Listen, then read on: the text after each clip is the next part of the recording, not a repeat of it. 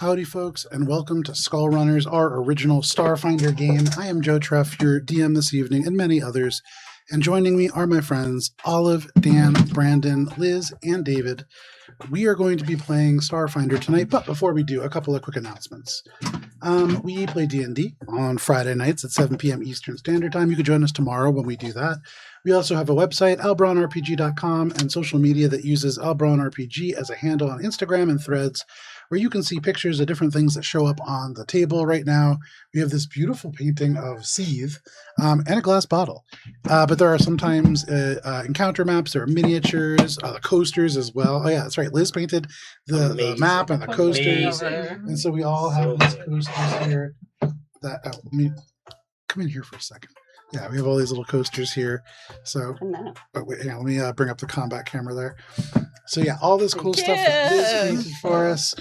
You can see it in even greater detail. I'll put some pictures up at albronrpg on Instagram. There are several hundred sessions up on YouTube, including a number of different campaigns and side adventures. There are smaller plot lines like Love Island that Olive runs, which is a Starfinder dating game show. Mm-hmm. There are all kinds of things over on YouTube.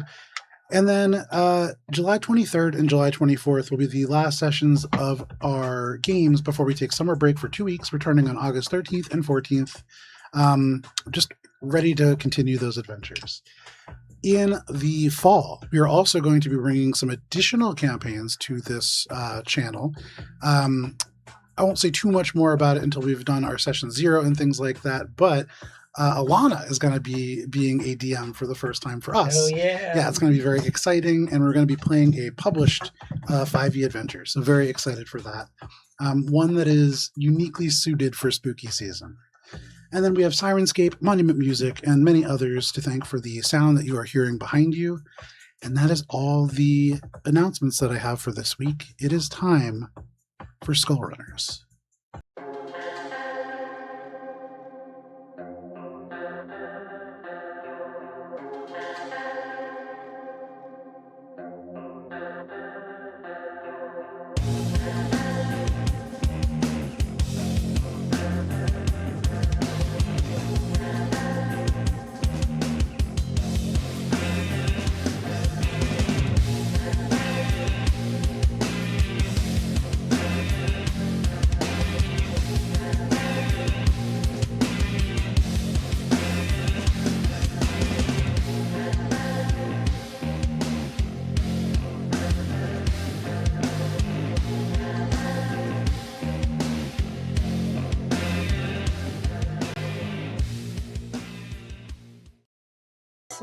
All right.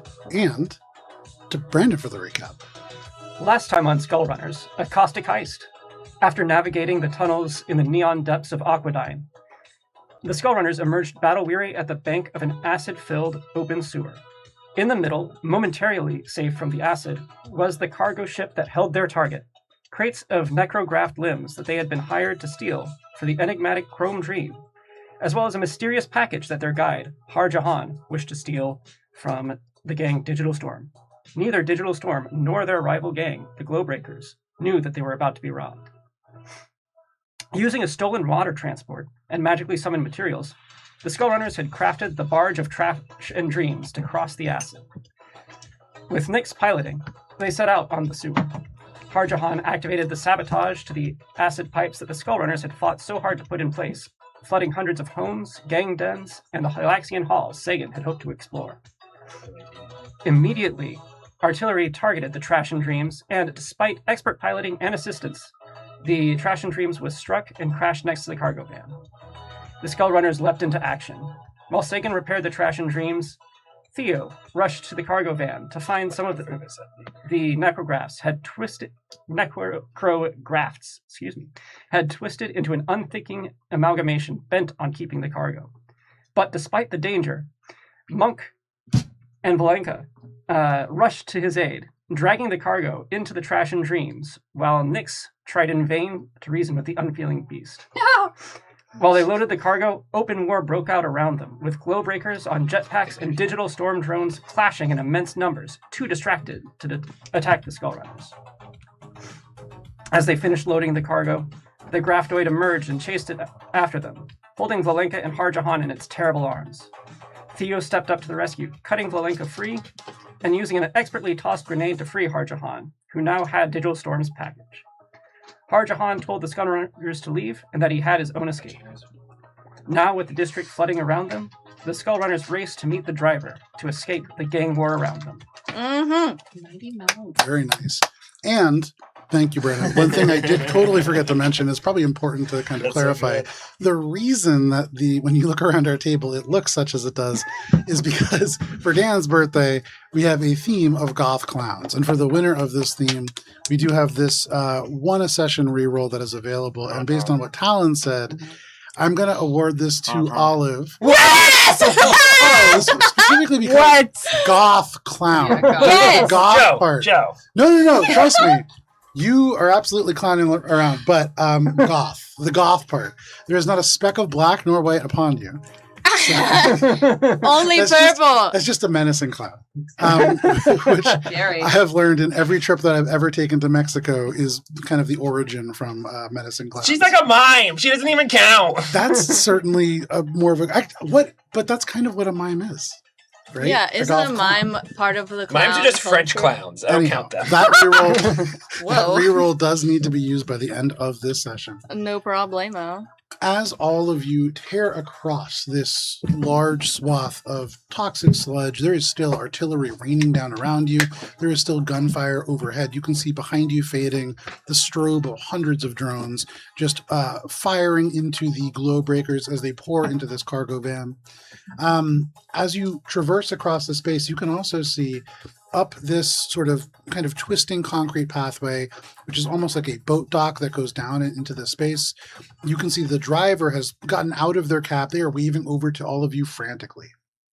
You are tearing across this space. Nix, can you make a piloting check, please? Oh, God. Okay. 2 plus 7. I do have a hero point, which I will use. Yeah. First roll. Nice. 5 plus 7, so 12. Honestly, still... I will use my nanite surge here. Okay. So 14. For a grand total of 14. With the explosions raining down around you as you guys just across this space, leaving a wake of acid behind you, there is a good amount of attention that is kind of directed towards all of you. And you get the sense that certainly the Digital Storm drones capture your escape, and you are not with Harjahan. It strikes you that whatever narrative Harjahan chooses to paint about these events probably are the ones that Digital Storm will remember. And as Digital Storm recedes in your rear view, you imagine that this is not as clean a getaway as you have all made in the past. But it is a getaway. You do travel across this space, and you eventually, Nix, just pull this makeshift craft up and onto this concrete boat dock. You leave the acidic water, and above you can see the driver just waving to all of you. Do you make your way up carrying these heavy crates of various sort of necrografts? Are you also taking the water? We only have one container. One container left. Yeah. Wait, wasn't there something on shore that we did? Yes, there are. It's in the middle of a gunfight right now. Yeah. Do you want to go back and grab it, by all means? Behind you, there is just the of like explosions, and you can see gunshots all around. There are these jetpacks, tiny little twinkles of lights of these giant glow breakers making their way across this space. Whatever is over there certainly can't be retrieved right now. Maybe sometime in the We future. could tell Chrome Dream or Mighty Mouse about it, and then Oh, You fine. should hire a team to go get it and fight these 2 gangs. AKA us. As you all Your next acquire job. money, one of the things that you can do for minor tasks like this is start to hire people that you have met across this time, especially the people that you have created stronger alliances with. But for the moment, you all pull up to the space, you grab these crates, kind of lugging them out. For the necrographs, it takes 2 of you to kind of carry this thing. Same thing for the water. So you are 1 short to do this in 1 trip. Could the driver help? As you kind of get up and you look up, are you kind of like with your eyes imploring him to help? Get on the road faster. You kind of look up, make a persuasion I check. feel like you had to tip in that situation if they touch your bag. Yeah. Get those bad rolls out of the way early, huh? Diplomacy, right? Yeah. That's a 16. Okay. So he looks down, he sees, you make eye contact for a second, and you kind of motion to the crate. He nods to you and goes, "Hey, good job." He slides into the driver's seat and shuts the door. You make your way up this switchback path. It does take you all just a little bit of time to move this terrain. But as you pile into this cab, explosions still kind of continuing behind and around you, the driver punches the throttle, weaving through elements of broken wreckage and swerving through the collapsing concrete of the area around, and they just haul their way into the back roads of this place.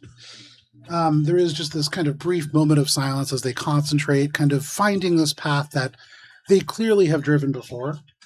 After like a minute or so, still concentrating ahead of them, they say, "You guys know I've driven a lot of crews before, and most of them would have just taken this package and run. You guys started an entire war." And he just pulls this car around and just takes a 90-degree turn, probably at like 60 miles an hour.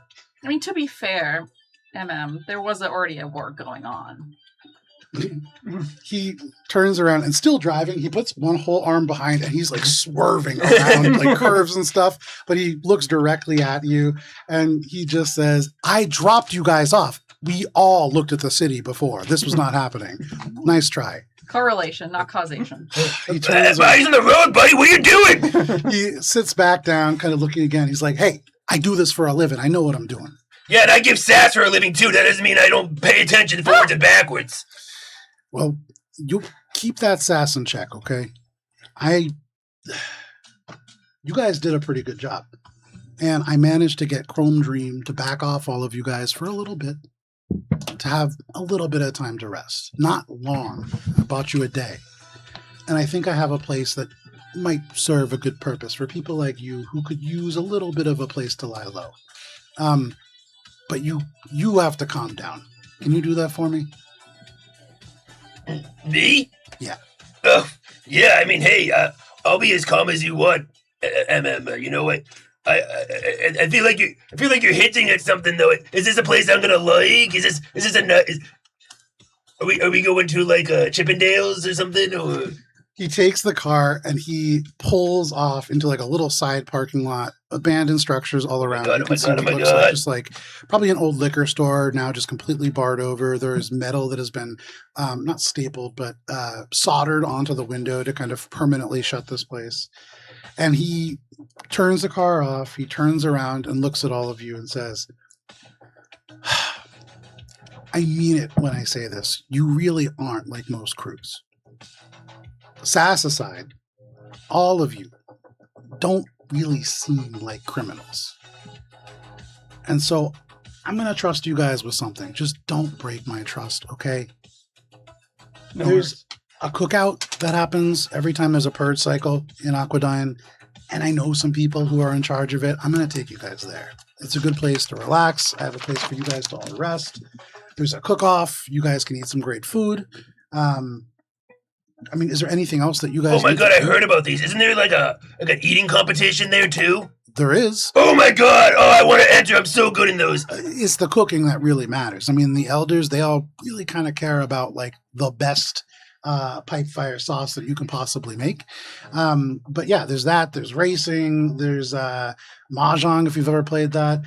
There's a lot of different things that you could do. And it's right across the street from the Last Drop Recreational Hall. So, you know, if you guys want to go to an arcade or something like that instead, play a little grab ball, you can do that. My cheat day officially starts now. While they're having that conversation, I imagine Polinka is sitting in the back seat, and she's going to lean over to Theo and be like, "So what was even in the crates that we have in the back of this cache?" Limbs. I'm gonna hope they don't have an expiration date on them. We don't know what's inside because we haven't laid eyes on it. I might just open it, just a crack. That would be wrong if I didn't say I was a little bit curious too. We just know that they're limbs. So Bablinka is going to like turn around in the back seat. Are the crates sealed well? Yeah. These are the only crates. There's 3 crates in total that did not rupture with this event. These 2 and the one that Harjahan had. These seem to be especially durable. They seem to be especially well hardened. You can see a computerized lock that is on the front that seems to have some kind of a biometric sensor. And then aside from that, there is no like physical keyhole. So this isn't a lock picking. This is probably more of a computer's check to break through. She's like just unfolds her hacking kit and starts to attach it, she's going to turn around and be like, "Hey, ma'am, what's in these crates?" So he's just like, I'm going to trust you guys with this, okay? And then he turns over to you as you say that. He looks back at the crates and he says, I mean, do you really want to know? I'm about to open it anyway. You can tell me, or if something's going to pop Don't out like a open jack in the those. box, Don't then open that... these. Don't open those. Chrome Dream will know if you open them. Does it matter if I open it? What? Why? Okay, the seal is broken. What's inside? Should we? Is it dangerous? Do we need to worry? It's about probably not dangerous. I mean, as far as I know, it's just a bunch of necrographs, but Chrome Dream trusts you, and you will Bunch of only necrographs. get. What is bigger a jobs. necrograph? I don't know what that is. thing we just fought? Oh, like a... Oh. Limbs. Well, I don't know. We should open that in the car. Oh, Sorry, yeah, you- no, I know. You fought limbs? Oh, yeah. It was a Didn't you massive see it? limbs. It was a really long and honestly kind of Sentient. disgusting story. But So be careful when you open these, I'm because it sorry, might and be you want to alive. open these in my car? I didn't know what was in it. We're not gonna spill on the floor. I know you don't trust us eating in the car anymore, but we're not gonna spill. there'll be no consumption. Lel is just curious, right? I'd be lying if I said that I wasn't curious too. You're going to eat them? She's not hungry like that, but no, we just a little bit of curiosity as to what we were hauling What and do you think that's what cool? it might be dangerous. I don't know. Is there like If I eat it, trunk? would it be I'm not really cool? sure on this idea. I mean, they're necrographs. They're body parts that have enhanced abilities, typically harvested from corpses of species whose abilities can be grafted into other species. They're expensive. They're illegal in some places, not here. Isn't that what your entire body is? Yeah. Don't you want to see what's in it? So, No. not a necrograph. Android. Necro. Android, but like, so I will say, actually, as Special you asked class that right question, You're a necro something. Necro right? something. make a medicine check, Lolly. Okay. Isn't that what your whole body is made a of? necrotech. That's how I understand it. That's what it is. Oh, that That's fine. went over the side. And I gained additional lore skill feature for necrograph lore. Ooh. 18. An 18. When you look at this android, this is unlike any other android that you've seen before. Okay. The body parts are all slightly kind of mismatched and misshaped. There are places where you can see suture lines where they've been adjusted to fit. This isn't necrographs. This is many different actual body parts, like real body parts that have now been bound together to form one sentient creature. Ooh. Nyx is a very unique android. Okay, I guess. That does give a I don't know, much darker image as to what Nyx is as opposed to like silly android. Well, I But- did tell you that my stunts at the circus were all deadly and I died each time, so I'm very used to going through flaming hoops and screaming to death. So That aside, yeah, I'm gonna place a vote on that. Probably not opening it. Yeah, I'm okay with reading the label and going, wow, look at that. That's some necrographs. Could I suggest also just asking Chrome Dream if you Yep. really want to know? Totally fine. can I call her? From here? No, Flawley, you should not be calling her. She dials Chrome Dream's number and she like holds Flawley, her comm up Flawley, while give she's the like, phone to Theo. Give the phone to Theo. hello? You call. And very quickly, the line answers. And on the other end, you just hear, do you have them yet? My buyer's getting very impatient. Yeah. Tell him that we have it. She socially freezes. I take the Theo. phone and I hand it to Theo and I go, Hello? Both packages are secure. We're currently with the driver right now. Perfect. Okay. What's inside them? What was that? Out of character, what did you say? What's inside them? Does she hear? Does she respond to You that? can hear her just go, is everything okay? Everything's fine. The rest of the cargo might have put up a bit of a fight, if that makes sense. It wasn't a cargo. I think it was more of a guard. We No, didn't no. lose any cargo. Don't worry about Yeah, that. we didn't lose any of your cargo, but the rest of the cargo in the truck kind of melded together into what appeared to be some sort of disgusting limb monster. I'm And glad it's not your problem anymore. very good point. Just keep it in the trunk. And do you, What's in the... make me a persuasion check. Me? Yeah. Okay. Did you want to know what's inside? Yeah, I don't know if Theo's gonna. Oh, really? While that's happening, Yeah. I don't have Chrome Dream persuasion. says- Diplomacy? has the driver filled you in on your next job yet? No, not really. Yeah, You- Really Lucian's let him getting a talk. little bit impatient, so I need Theo- you guys to Theo- do this. When she says that, and he starts hearing everyone start talking, he does the thing where he puts the hand over the thing, and he was like, oh, "Sorry about that. There's a lot of moisture in the air over here, and it's fucking up my throat." Yeah, we're currently, once we get to a safer place, we just want to lie low. It's a lot of fucking heavy action out here where the truck was, but once we find a place to lay low, he'll give us the information there. Okay, that works for me, but this is on a tight timetable. You said you needed time to rest and lay low, and that's all well and good. But I've got people to answer to as well. So we need to find this girl. People such as. She's the middle manager. Yeah, like I said, he hasn't given us the information yet, but he will once we get to a location. What's inside the crates? What's 13. Theo just looks at you as you just say that like really bluntly, and he's like, "Right. We'll let you know when the cargo's on the way." The communication terminates. I really don't think we should have. The driver says, whatever you do, just don't do it in my car, okay? I don't need Chrome pissed off at me. She's done a lot to help me out. Crope's always pissed off, and like we're always doing the work for her, but like it seems like they don't always fill us in on all the secrets. We delivered a skull for them to a mafia head, and it turned out it was one of the mafia's members. Yeah, but if we had known it was a skull, we wouldn't have been so confident delivering it. That's true. And if that guy was still alive, he'd probably be really mad at you right now. But in the meantime, please just don't open that in my car. Chrome Dream is always pissed off because people are always asking her for things. And for whatever you might have heard about Chrome Dream, she helps a lot of people. Well, I feel like we want to ask Crope for some things. You obviously seem to have some kind of background on this. What's the best way of going about this? Because we're about to be 3 jobs in for them, and I feel like if we could just kind of maybe renegotiate our contract a little bit, maybe make some new terms. If you could help us, we'd help you. Hey. The vehicle kind of turns back on. The lights turn back on. They start pulling back out into the road, and they say, you're already doing what you need to do. You need to become indispensable. And this job is for somebody really important for Valor. Do you know Lucian Cloudkill? Lucian Cloudkill?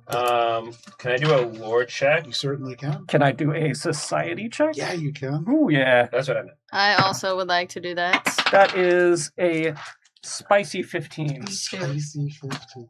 Is That's it not like- too is it- spicy. That's like, It's Is this black like a- pepper spicy. Yeah. Is this like 19. Is this like an everyone rolling something? Or what? Yeah, everybody can. 25 on society. His name is Lucian. 22 over Cloud here. kill. 25 is the high mark right now. So for those of you who rolled above a 15, that name, Lucian is a individual who is well known amongst the Valor Syndicate. If you rolled above a 20, you would know that Lucian Cloudkill is a influential figure who controls a number of different pleasure dens, specifically within the Valor Neon Depths, as well as some satellite positions, the most well-known of which is a pleasure cruise called the Leather Shredder. It was at one point like an actual cruise vessel that has been sort of taken over and essentially become this like floating casino of vice. And for those of you who rolled above a 20, this gentleman has a daughter. It's kept pretty quiet. She's in her early 20s. She's a human. She's supposed to be pretty smart, but she's not connected to the family business. She's been kept kind of at arm's length from the sort of family dynamics. They want her to go to a good college, get a good job. And Val, you rolled a 25. Yep. With a 25, she actually went missing a couple months ago. Mm. On your social media, you had seen maybe in the background kind of just little clips pop up about this incredibly wealthy person's daughter going missing. There was never like a reward offered, and in fact, it dropped out of the news quite quickly. But certainly something that you clocked. Why are we picking this up now and not months ago? Why months ago? Yeah. She went missing months ago. I mean, honestly, I think in the situation she's in, they might have just put that out and put her in hiding. That's a veritable situation. So you That could've think happened. Lucian kidnapped his own daughter? And I is think hiding that her? he tried to keep her safe by pretending that she's missing. Yeah, I heard about this on the news. But he's the guy who paid us to go find her. Oh. Well, Hmm. why are we hired for this right now? Because now we're on the scene. Well, Why- also because you're good. We are. How much Yeah. are you getting paid? Wait, shit, we are. Holy shit. As he's kind of driving along here, pull this up. The reward for this isn't just paid. You will be paid handsomely in both access to some new weaponry that I think all of you could use. Yes. But Chrome said that she felt that you needed somewhere new to base yourselves. Oh, Somewhere more fitting of your current station. let's have a real bathroom. Something that's a little bit more mobile too. Mobile. Bed would be nice.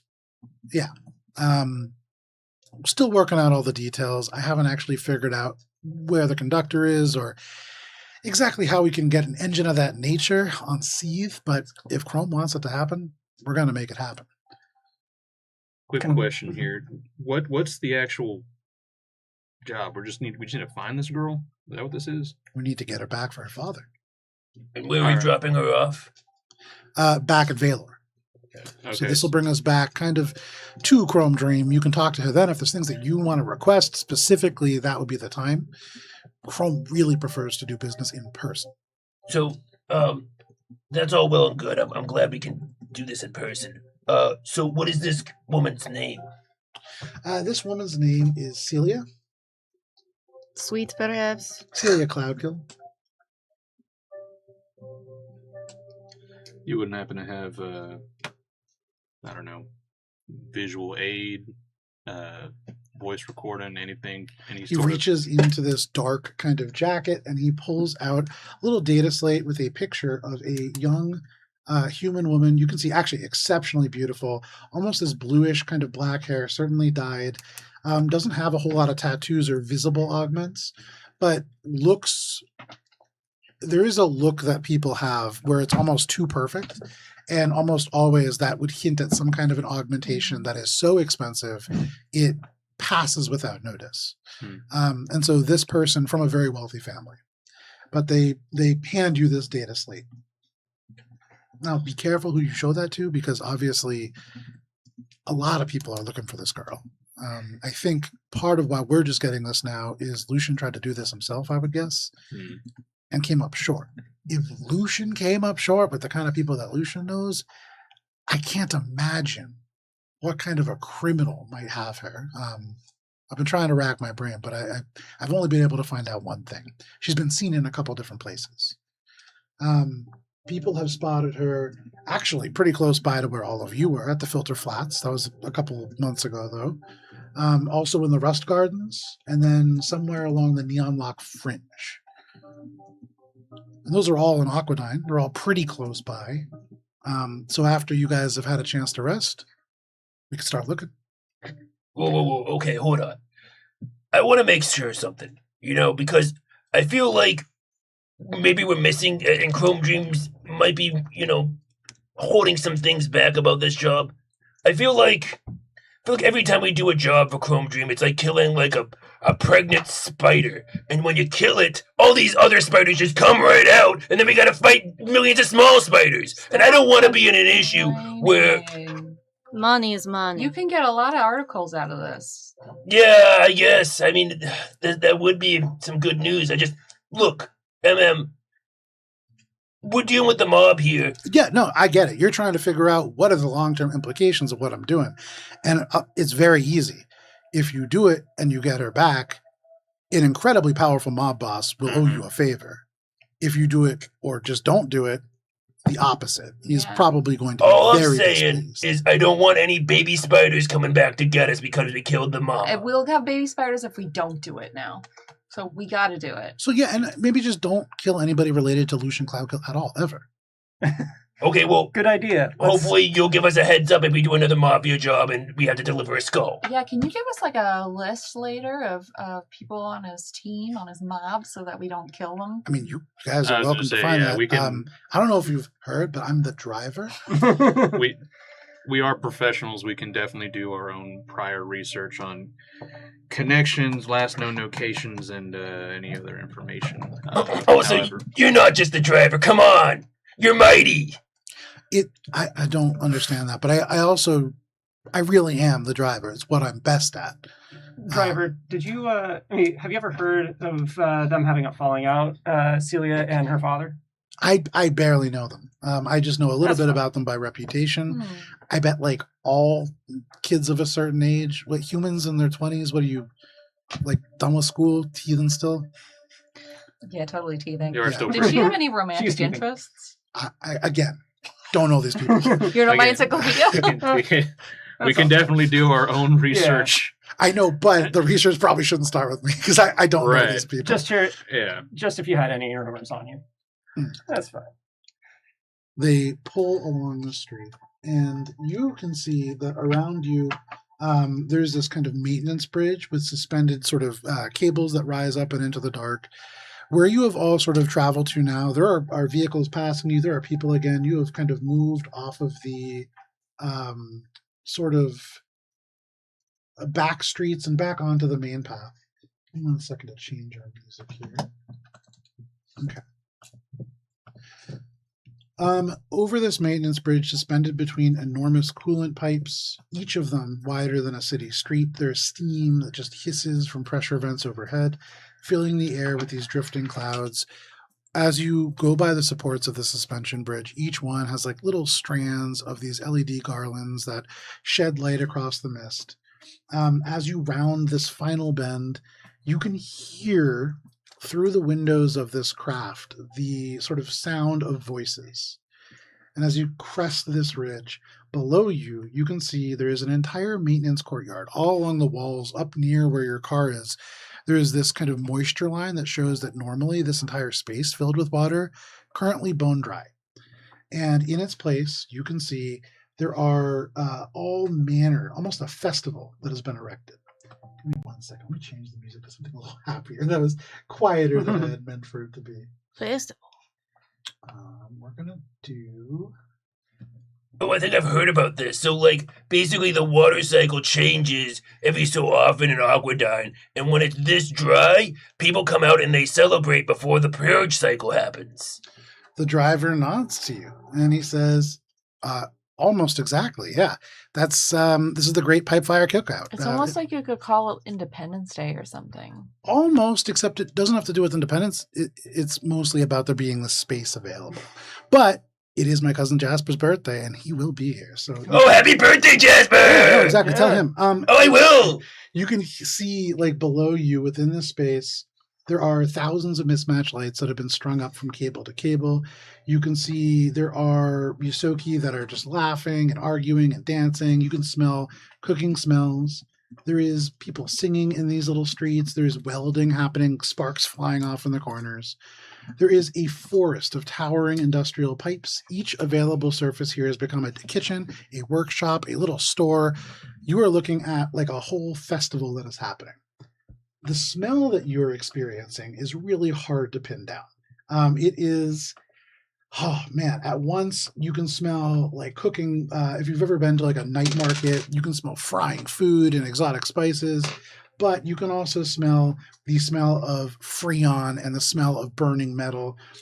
It's a very hard scent to pin down. There are charred synth meat strings that are strung from stall to stall.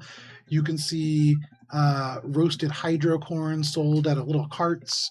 There's engine grease across this floor. You can smell fresh bread and hear fireworks. There are little kids running through the crowd wearing oversized welding goggles, holding these tiny little maintenance drones, just kind of almost seeming to use them like action figures.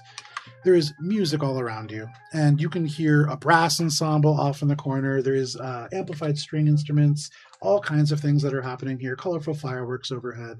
The driver kind of maneuvers through the crowd, slowing down now. And let me go to a different sound. Oh my god, look at that person. They have a novelty hat with drinks in it. They can put alcohol and not use their hands to drink, and they can use their other hands to drink more alcohol. Oh my god, there's a girl with a bra like that too. Oh my god, wow. You want that? I mean, I feel like the more you drink, the flatter you get, though. I don't know if I think that's going to work out. What? Because the alcohol is in the bra, the more you drink, it's flatter you get. Oh, I like that. Yep. I have actually seen recently, total aside, but I have seen these great flasks that people have that are just like full bellies, and people will just get like, they get like thinner as they drink. But neither here nor there. The driver parks the cab in a sea of vehicles that all look highly customized for need and longevity rather than aesthetic reasoning, and they turn to look at all of you as they put this into park. And there are ysoki. This is primarily ysoki. You're seeing kind of all around this place. They're tapping on the windows and kind of waving in, but the driver turns around to all of you and says, please, just be normal while you're here, okay? They open the door and a tidal wave of ysoki just descends. Half a dozen ysoki climbing through the windows before the door is even open. Ooh. There is a small rust-colored ysoki that just hugs the driver instantly. Somebody else begins to kind of yell at this little ysoki, pulling them free. An older kind of grandmother-looking ysoki smacks the driver with a wooden spoon before immediately just hugging them and saying, Jax! Oh, it's been so long! You can see an older uncle appears to be carrying a few beers over with frost around these kind of glass bottles, and already they're being pushed into your hands. There is another individual who, in ysoki, if any of you speak it, is asking the driver if there's any repairs that are needed to this vehicle, but the driver swallowed beneath this furry avalanche before one paw just bursts from this pile, and the driver says, meet me here in 24 hours! Have fun! And they just vanish, this kind of just lost in this Wow, crowd. so that's what it's like to have family. And Nyx, Okay. kind of seeing this, absolutely. What you are looking at right now is, in some senses, kind of a family reunion. You are seeing quite a few ysoki, though there are humans. You actually see a number of different species here. It's not exclusively ysoki. It is quite a few of them. This is a massive celebration. You can see all kinds of things kind of unfolding around you. Off and to your left, there is this big eruption of cheers around a long row of improvised grills. You can see all kinds of grills, places where cars have been pried open and grates have been laid across. And just inexplicably, despite the fact that there are like plasma drives in some of these hover vehicles, they have just thrown charcoal into a perfectly good vehicle and like started a grill out of that. All kinds of just very unique looking grills have been kind of formed into these lines, and people are cooking all sorts of different sauces and meats, and from here many of these aromas are emanating. You can hear people arguing and tasting different things. You can see past that there is a cluster of ysoki and others who are all currently tinkering on drones. There seems to be a twisting kind of obstacle course that has been set up. It seems to be between races right now, but this seems to be drone races. You can also see off and to your left, there is an elderly ysoki that sits alone amongst a card table that has been placed open. There's a couple of chairs around this table, but she is the only one sitting there. She looks quite happy. There is a pile of credit sticks in front of her and a handwritten sign that says, beat Grandma Rivet, win 500 credits. Rivet. 100 credits to play. You can see there is arm wrestling happening. And then across this space, past all of this, there is the circular blast doors of the Last Drop Recreational Hall. They stand open currently. Warm light spills out of the space onto the pavement. You can see people playing grab ball on the inside. There is a whole arcade within. But there is just this sprawling array of people and things to do. Yeah.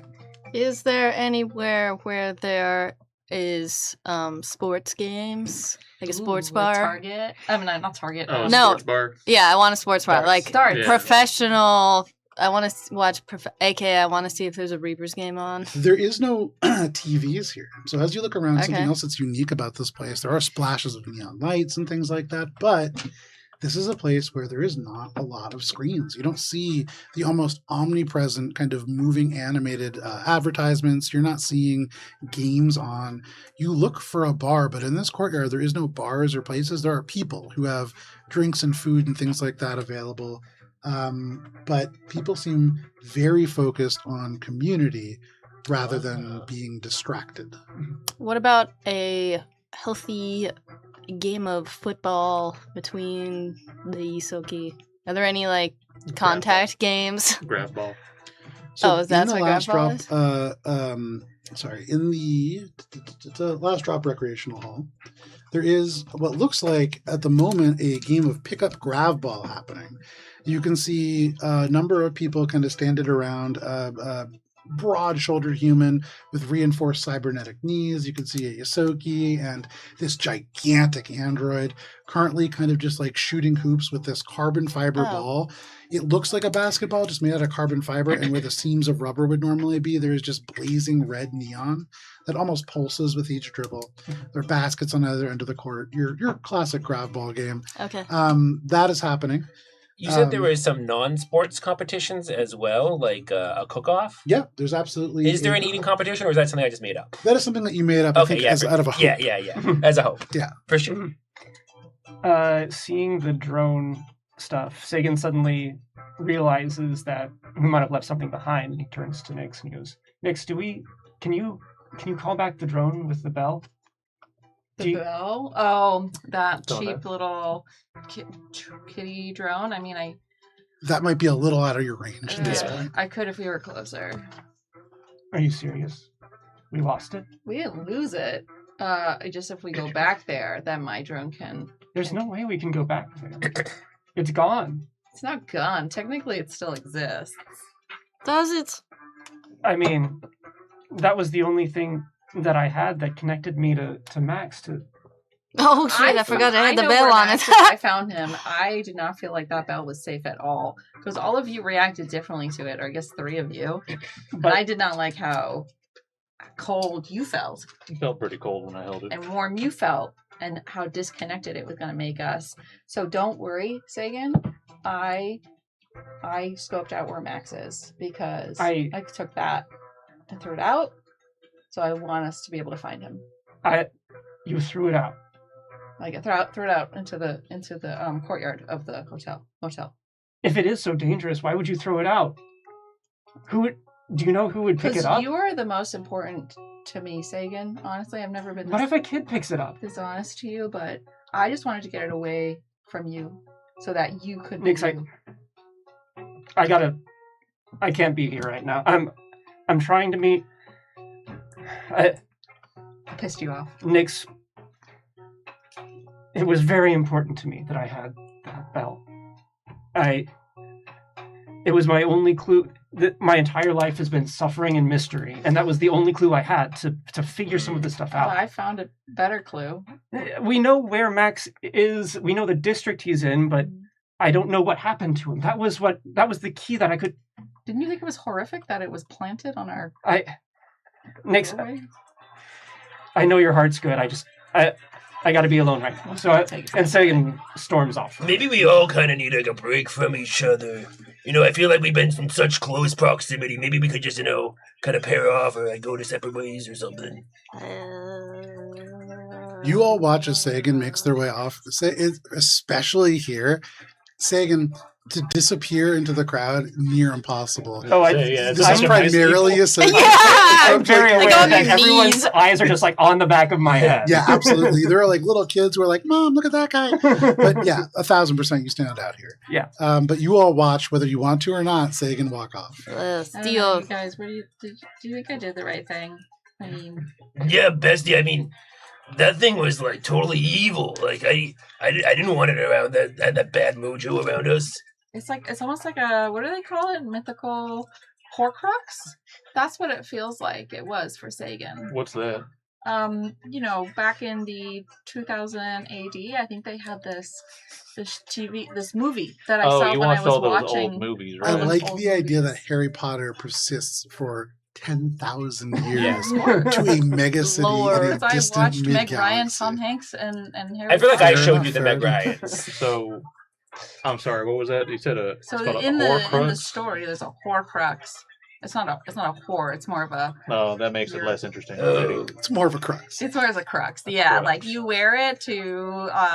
It holds a piece of your soul, but if somebody else wears it, then they become evil, essentially. And I don't like that this is happening with Sagan. So you're saying the bell was going to take Sagan's soul? Phylactery. Yeah, that's a good way to put it. A phylac? A what? A phylactery. A factory? Never mind. Phylactery? I got a phylactery right here, guys. There's children around. Hold on. I didn't The see same person that was like, Mom, look at that guy. They're like walking by you at that moment as they walk by here and just be like, Mom, what's a phylactery? But yeah, for sure. There are kids around. Okay, so I Look. was good. I was right. I think you did the right I wanted to thing. throw that thing in the river. Cool. But, yeah. Real quick, I have a question on the water tank. Yeah. Has anyone said anything? Like when people were calling in through It's the still city? in the car. So It's in the trunk or something? Yeah. So it's like not visible from the outside. Okay. Nobody said anything about it.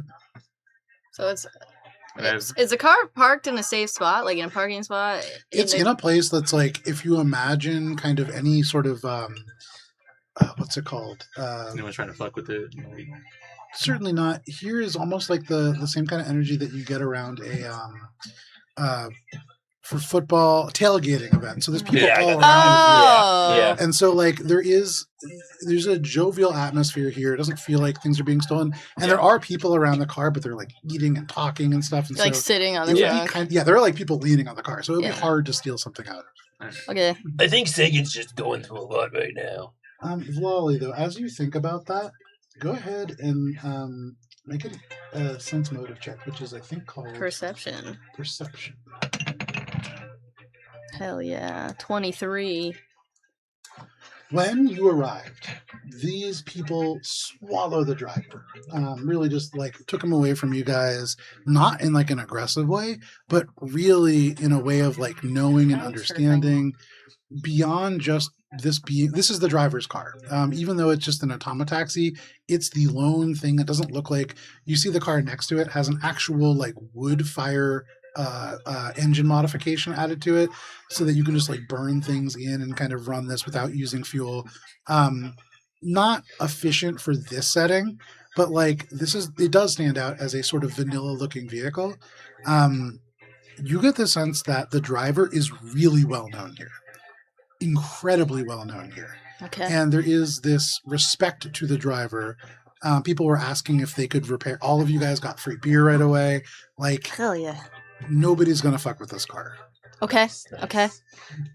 Or Jack's crew. You guys are probably the only people dumb enough to do that here. Nice, nice. Oh, so what are you guys thinking? You guys want to meet up here in a bit? Because there's some stuff I want to do. Yeah. Yeah, that does sound like a good idea. Everyone go enjoy yourselves a bit, get some rest. And Theo's actually going to grab his beer. Is there a place to get cigarettes here? Wait. Within, there's no stores here. This is like You have to bum one. aside from the last drop recreational hall, this place doesn't exist most of the time. You And want me so to make you a vape? Yeah. you could Not a child. could do that. I love that. What I will say is, bubblegum flavors here.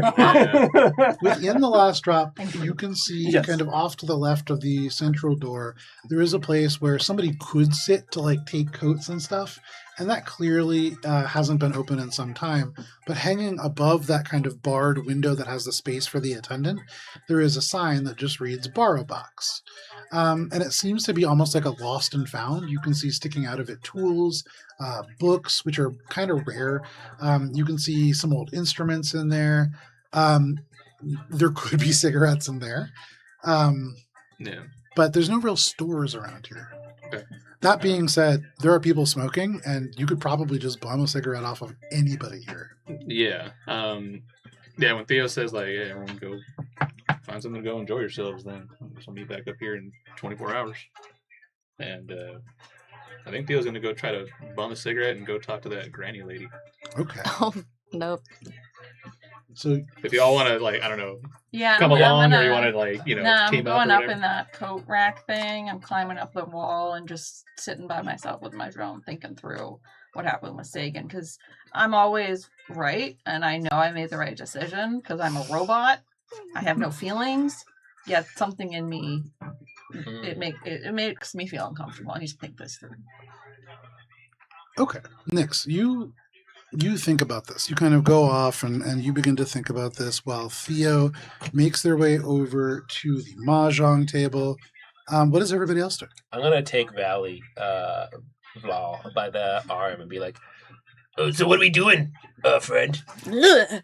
Oh yeah, sorry, I forgot no touchy. Don't like that. I think we should figure out where Sagan went. But there's so much fun things here to do. Can we do like both? Girl, you are free to do whatever you want.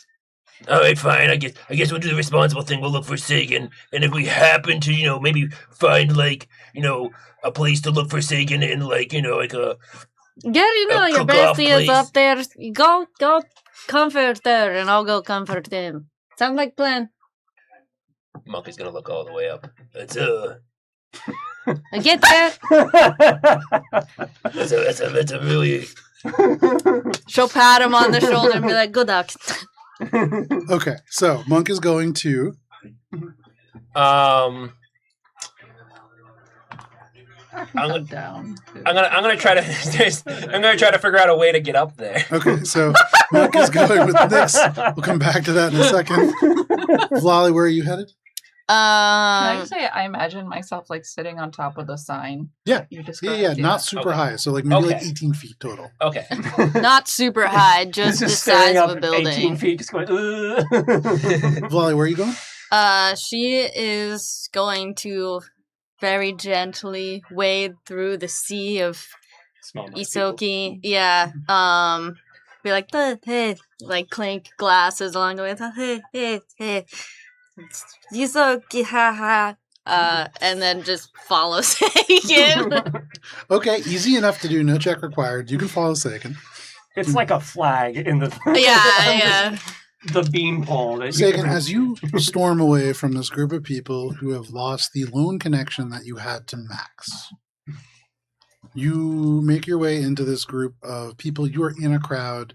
I would say, actually, Vlali, make a stealth check. Two obviously tall people here. Yeah. Well, Valley's straight up medium sized. She just Yeah, but these are so cute. natural to Oh, let's go! Valley. So, Vlali, you really lean into the fact that there are just like tarps and tents and things flapping everywhere. You slide into the seams of these fabrics and drift into the shadows.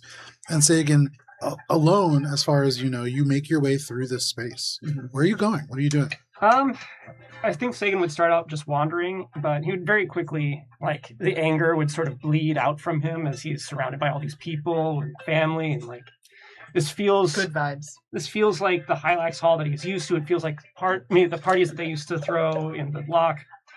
He can just be like, yeah, okay, you know, it's not so bad. Things aren't so bad.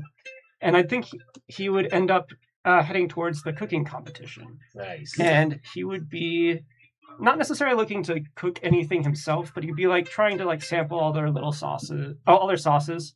And he's looking for something that's kind of like a sauce from his home world, the Sarcesian black sauce. Ooh, I love this.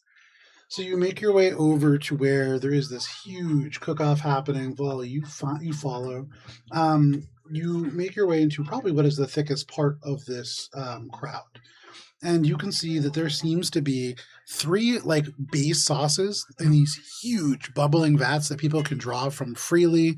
And there's a big sort of community pantry. And as you like look at it, there's this ysoki who pulls up and just starts dropping off new ingredients. Oh wow! Just full of kind of fresh is a strong word. diverse ingredients. You can see peppers and some kind of a glowing sort of maybe fungus. I would say make a do you have any kind of like food related lore? No. Make a nature check. Okay. Nature is pretty good at that. Ooh, that is a 29. Hell yeah. On this table, you are seeing fire peppers. You are seeing glow corn, pickled funguses. You are seeing smoked fish and garlic that is known for growing around boilers and more organic ships. You can see the sort of infamous citrus algae that somebody can cultivate it down here is actually quite impressive. It's in a jar and like doesn't look store-bought. You're seeing char mushrooms and hydro onions, all kinds of ingredients here that are diverse and certainly connect to some of these sauces, probably some better than others. And you can also see there is other kinds of food where people kind of have a bunch of different kind of proteins all lined up, fish and meat and things like that. And there is tons of people cooking. Everything seems to be based off of these 3 sauces. And you can hear people, anytime there is a sauce that even looks a little bit closer to perhaps brown than red, green, or white, you hear somebody immediately just shout out, "That isn't Pipefire sauce! Pipefire sauce!" And they just kind of go into this, hot dog is not a sandwich lecture. These are 3 very distinct sauces, but of them, probably, ironically enough, this white sauce looks to be the closest to the Sarkeesian black sauce that we're familiar with. It's tangy, which is probably the closest thing. The red one is a lot more smoky and rich and pepper heavy. The green one is much more fresh and bright and herbal. This is kind of the closest sort of thing. But something would need to be modified. You would need to really be very creative to get this closer to what you are talking about. Though with that check, there are certainly certain things that come to mind. That smoked river fish would start to add to that color. But yeah, there are things that remind you of that. Yeah. So having seen all that, I kind of look around and just see where everyone's at. Is it just sort of like everyone, these are like official contestants that lined up to do this, or are these just people who grabbed a spot and started cooking? Immensely tall are you, looking around kind of lost and helpless, and one of the ysoki seems to notice. They're older. You can see wearing this flannel shirt. They have no pants on. They're kind of Donald Ducking it, but the shirt's long enough that it's not especially uncomfortable. But they kind of walk over to you and they say, "Are you lost, young man?" Young? Thank you. No, I'm not lost. I don't know. Are you guys all, is this official? Like, do you have official people cooking here, or is this... You mean you've never been here before? My first time. Oh my gosh. This is amazing. I like the sauce. I'm so excited that it's your first time, and I'm the person that gets to guide you along. I'm one of the elders here, and I get to judge this competition. You're one of the elders? I'm Sagan. They reach their hand out, they shake it, and they say, "I'm Matrius. The thing about the Pipefire cook-off is that you have to start with one of these sauces, but you can really do whatever you want. We have some grills that are open if you want to enter, but you can make your own if you really want to." You trying to enter? It's a pretty good prize. I think it's 5,000 credits this year. 5,000 credits. Damn, do it. Oh. And the apron, of course. Oh my god, an apron? Are you serious? Yeah, it's not an apron, it's the apron. The apron? Yeah. And I try to look around. Can I see Blolly it? comes out of the shadows and is like, "Apple enter." Oh, where'd you come from? How'd you sneak up on me? You're so big. What the fuck? Oh. What the fuck, Lolly? So she'll put all of her hands up, and then I think there's like a kid who probably sees she has 4 arms and like gawks at her, and then she'll like wave with 2 of her hands. Okay, kid just and runs away. No problem. I do not see this. I'm just thrown off by Lolly's exiting. This guy says, "Are you guys together?" Do you know what you're doing? Have you cooked before? I don't remember you cooking before. Have you cooked for me? Never. Let's see. Never. Do you want me to help you? No, I help you. Oh. I guess we're entering. I really like the fact that You rolled a dice, and whatever you rolled, your answer to "Have you ever cooked?" was never. I subsist on vending machine food. This ysoki goes, Oh, that's great. true. I'm really glad that you guys are going to be entering. We have only 3 grills left open right now. So Okay. you have to pick between either this one. They point and you can see just a garbage can Mhm. full of charcoal, blazing hot, Ooh. nice clean pig iron laid across to create kind of a grill. He kind of says, personally, this is my favorite. You get the most flavor out of it. Mm. But we also have this one, and he kind of walks past this over to a gas grill, really beat up, and the canister of gas totally separate from the grill. Definitely like not what it was meant to be burning off of, but currently working. And then he says, and the last person using this just left. We do have 1 electric plasma grill ready to go. It started, I think, as a car engine, but they got it working in a way that really drives up the flavor. You have to be careful with this one. You can Pick that overcook one. things in an instant. Pick that one. Yeah, I would go with that last one. I'm like, that's so close to something we have at home. Oh man, you guys, you've never Really? You're cooking on cars at home? We cook on electric plasma. You guys, you've never seen anything about the diaspora, have you? Is that like a different kind of sauce? You have to use one of the 3 base sauces here, okay? All right. No diaspora sauce in this competition. No diaspora sauce. I understand. Okay. I pull Polly over like, all right, I'm not saying it's going to be a diaspora sauce, but it's going to be, it's going to be pretty close. It's going to be pretty close. He says, okay, what do you want? You can get any base sauce, and then you guys can go and get your own ingredients and stuff, but I'll get your sauce for you. All right, let's get the white sauce. Okay. Let's get a good amount. Okay. Really? Yeah. The white sauce is the hardest to master. It's the easiest to scald, and you can curdle it pretty easily, but That's why we have the hottest burning thing. I'll take care of the sauce. She'll take care of the protein. Don't worry. okay. She shuffles off. While that's happening, Monk, you stare up, and 18 feet above this kind of entryway on the inside of this space, you can see Nyx is kind of purchased up above this borrowing box zone. And there is like these kind of almost like bars that you could use to climb up. Yeah, I want to get up there. It'll be a little challenging. Okay, I can do that. Athletics or acrobatics check. I'm not bad at athletics, so I'm going to do acrobatics, actually. Okay. Acrobatics. A natural 20. Wow! Very nice. Monk, you look up, you look around. There are a couple people kind of looking at you here, holding on to these drinks. And as you kind of look up, this is your chance to really make an entrance at this party and to really show people that you are somebody who is cool and who is worth partying with. And so you look up at Nyx, and this insurmountable 18-foot climb becomes very easy for you. Nice. You just jump across this space, you plant your feet. You don't even need to really climb as much as you parkour your way to the top, following and emulating the way that Nyx typically moves. And you find your way to the top of the lost and found. You really are my bestie.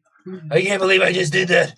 I'm not really a big climbing guy. It's like I have a hidden climbing ability in me. People don't impress me, but you just impressed me, bestie. Hold on. Don't cry. Nyx. Monk is just going to look down. He's like, just look up. Of course, I would come up here. Anything for you was.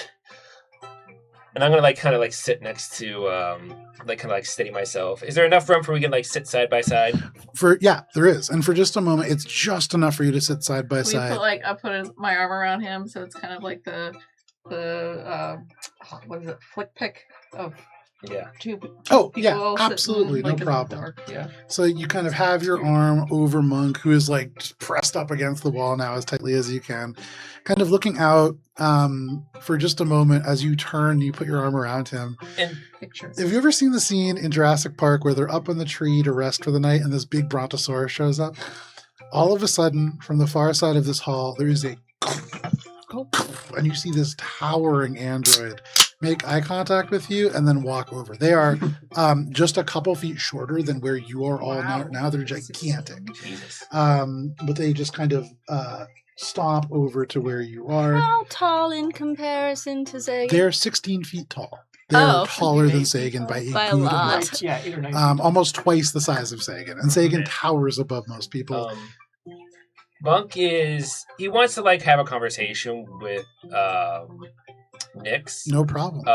But like this thing is like coming up, so he's just gonna try to like just like casually like peripheral vision, like look at it and like kind of just like, you can see touch just his this facial dark hair that's kind of growing in. sort of board that is across the front of this creature's sort of facade. It's massively wide, massively tall. You can see these dark squares suddenly just and it's just numbers and letters that flick over and over and over. And you recognize that you are looking at the face of this android as it was at some point a scoreboard. And these just kind of flip over until suddenly 2 zeros become eyes. And this electronic voice says, "Hey, buddy, are you stuck? No, I'm totally fine. You look kind of scared. No, can I'm help you not down. scared. No, I'm good. I'm really good. Are you sure? Yeah. You know what? You should put a because you're totally still wrong on this. I'm 1, so 01 actually, because I'm right. I was just trying to help." Hey, man. Turns around and just kind of stomps back to his grab ball team. But you are now left alone. You fish your wish. I'm sorry. It's just I just saw the joke and I had. This is part of me that just like when I see the opportunity, I have to make it. I don't know why I do that. Look, no, I came up here to help you. Look, And like Monk kind of fumbles like his mouth when he says help you. I know we both have disdain for other creatures and other beings naturally, just as a default. But you should follow me in that, like keeping it inside first, and then if it really has to come outside. well, My God. look, we're alone right now. Maybe we can just be our bad self. And he's like gonna Kiss. no. I'm gonna look out in the public. I'm gonna turn myself into a guy, right? No. I know. I mean, Let's be. I said, swap some body parts in and out. I say let's be our bad self, and Buck is gonna like look out into the public of like all the people we can see.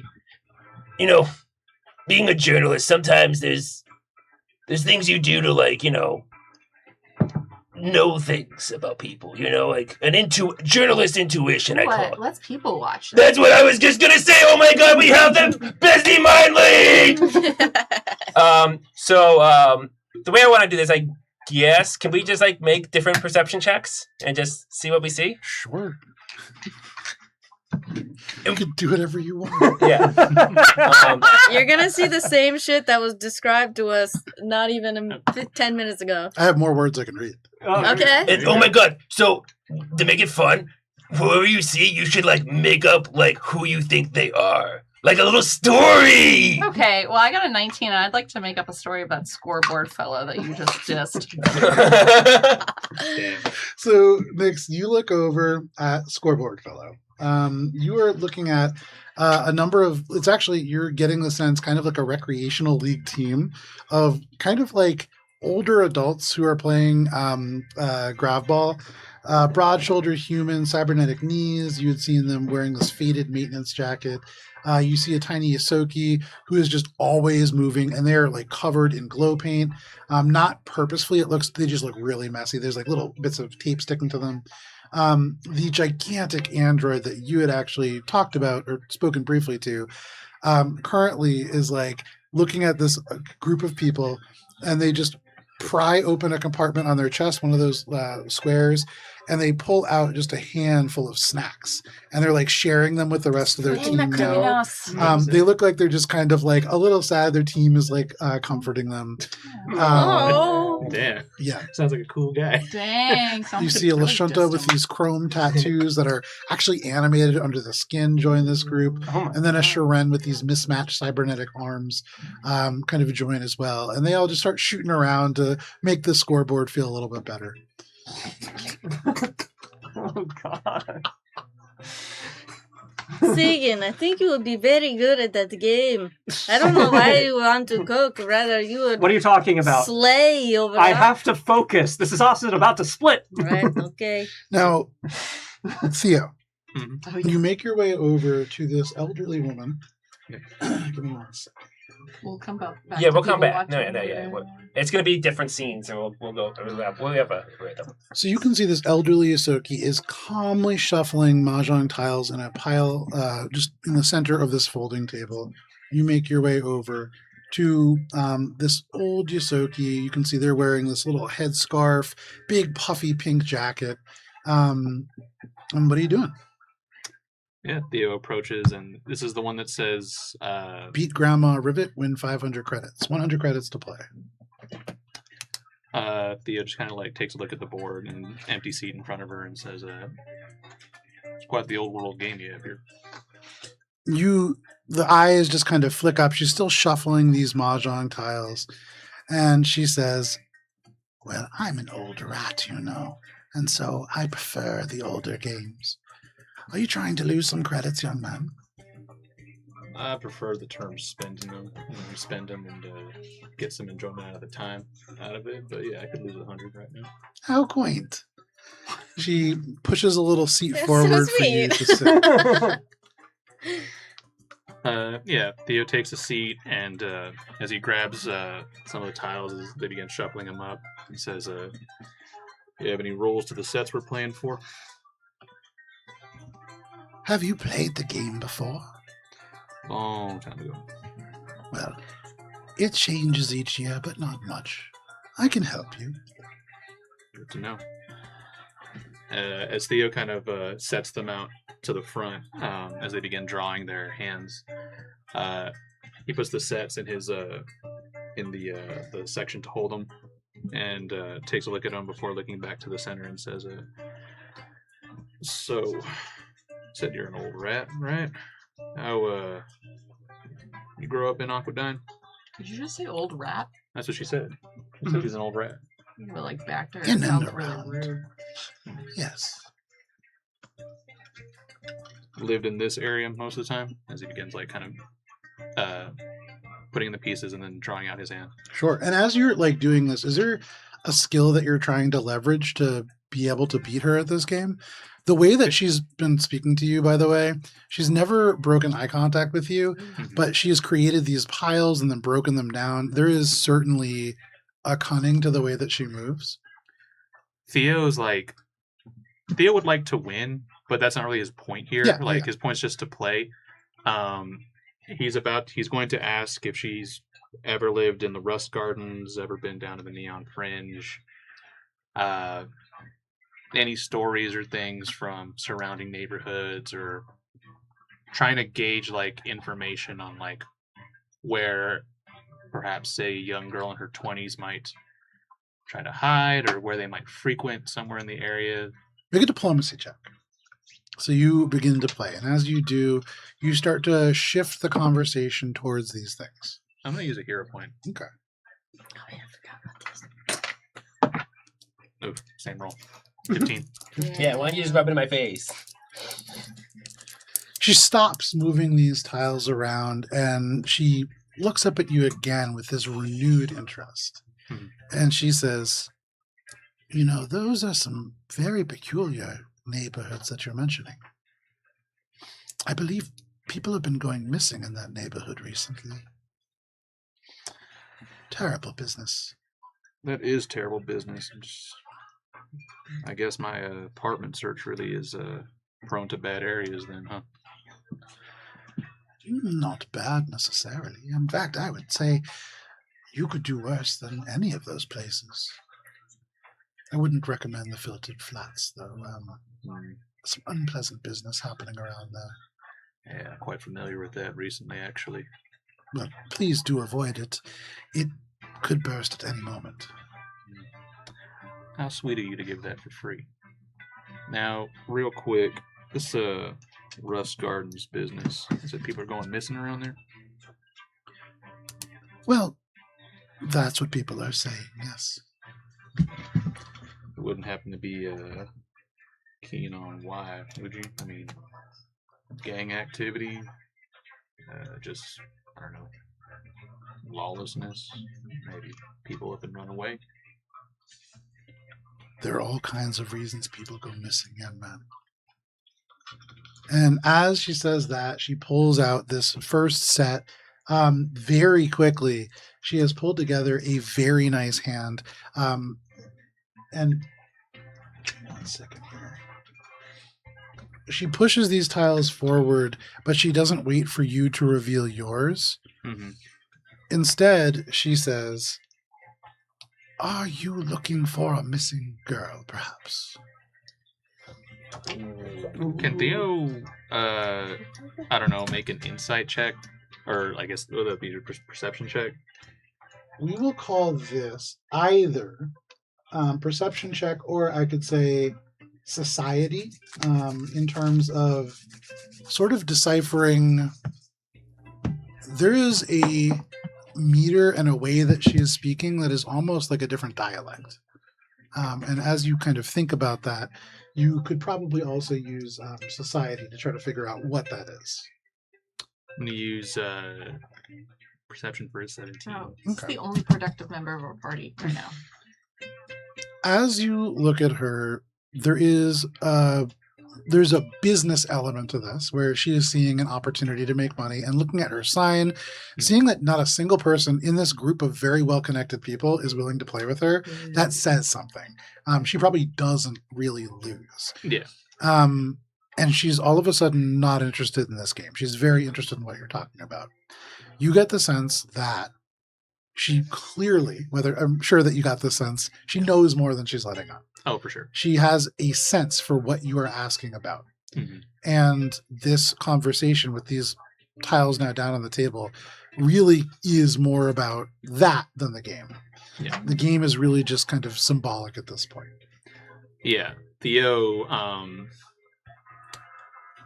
kind of looks at her set's not down yet, but her having like ready to present them if need be, just kind of like looks at the set and then looks back at her and says, "Nobody was playing here. I know you could have whipped my ass clean. Probably done it faster than that too. But you are correct. You seem like," and he kind of does one of these, like just looks around. You seem like someone who knows a thing or two, and I guess the game I was playing, I was right on this one. I would be. Do you have any information to give? Who are you working for? You're not the first people to come through here to ask these questions, you know. Theo kind of leans back in his seat and scratches the back of his head and says, "We're the ones that came before, I don't know, unsavory types." It depends on which corporations you back, I suppose. Well, I actually don't back any corporation. You could say I'm hired help. All I know is I've been tasked to find her, get her back. Interesting. So you're one of those mercenary types. You're not working for the Colossus, are you? I don't much like him. I have no idea who the Colossus is. She nods and she says, "Well, that's good. This person that you're looking for is a nice young lady.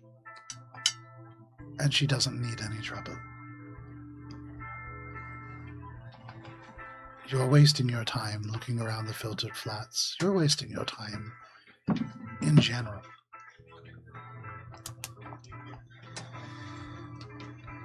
Not everybody is lost. I figured. Some people just don't want to be found." Her father is quite the card. He's a bad man. Yeah, that's one way to put it.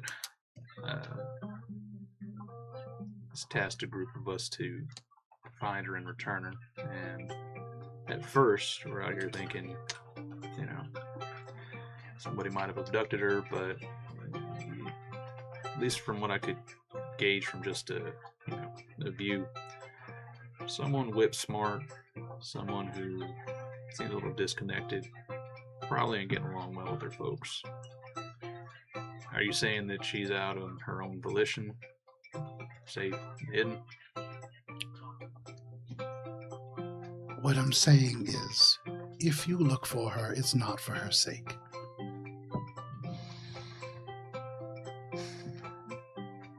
Theo kind of like leans back, takes another puff of the cigarette, and she said, "Not in flats, so that only leaves the gardens and the fringe." And Theo will, after he takes a drag, will then say, "The other ones that came looking for her before me, they might get to her. Might do well to try to cut them off, or at least get there and warn her first, no?" And that's what you're going to do. Just warn her.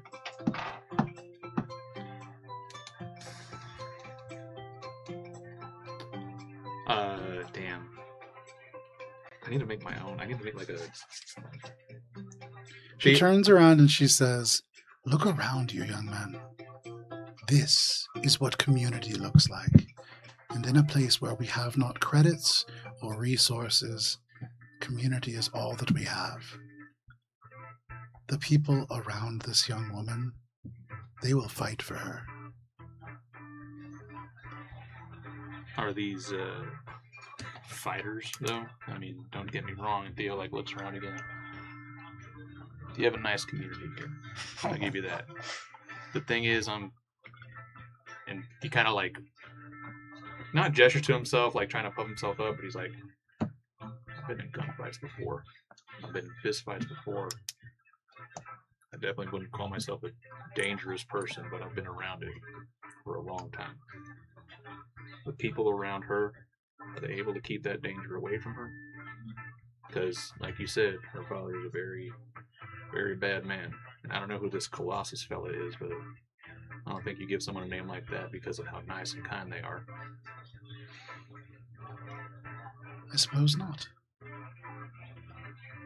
But one way or another, those who have asked have not found. And I mean to keep it that way. But good luck. If you've run into Lucian, you'll likely need it. Theo kind of takes one last look at the mahjong set and says, "To our knowledge from the driver, he said, like, if we don't find this girl, Lucian will come after us, right?" Yeah. Okay. Yeah. Joe says with a big smile. Yeah. Theo, like, does have a look of, like, not like active distress, but he does, like, look deep in thought and say, "If we don't find this girl, Lucian very will, or I shouldn't say very much will, I'd say he's almost 100% gonna run into us now." Well, it's a good thing that you've been in a fight before, young man. Because as you said, she is not. Maybe the people around her have not. But there is only one way to get Lucian off your back. Theo he had put the credits down to play the game, but yeah, he'll go ahead and turn over his hand for mahjong. I'm sure it's like, he didn't have a winning hand at that point, but No. Yeah. But she does not reveal hers. She pushes your credits back to you and she says, "I appreciate somebody who comes to play the real game." He kind of stands up and just kind of with a soft smile says, "You're a fun one, old timer." Being an old rat. She nods to you, and you make your way off. People kind of laugh a little bit in your wake, indicating that probably they're just like, "Oh, that guy just got taken," probably. There is this, like, almost legend built up around this woman. But you walk away with a little bit more information. Yeah. As we kind of zoom back through this festival, we come upon two individuals working furiously over an electric plasma grill. And as this old person comes back with this big, almost like it's like a very deep hotel pan of this like thick white sauce. They just slosh it down on your working station and they say, now help yourself to whatever you want from the ingredients list. Just have a good time. And, if people don't like your cooking, it's because you suck. It's not a big deal. Right. I would not. Hey, if they spit it in my face, at least I got a reaction, right? Hey, I'll tell the rest of them that. Oh my god. Kind of hobbles off, and you are left to your own devices. Now, because it is 8 o'clock, this is a perfect place for us to step away, but when we get back, we will jump right in to the Pipefire sauce-off. Thank you for joining us for this session of Skullrunners. We will be back in just a little bit. We'll see you then.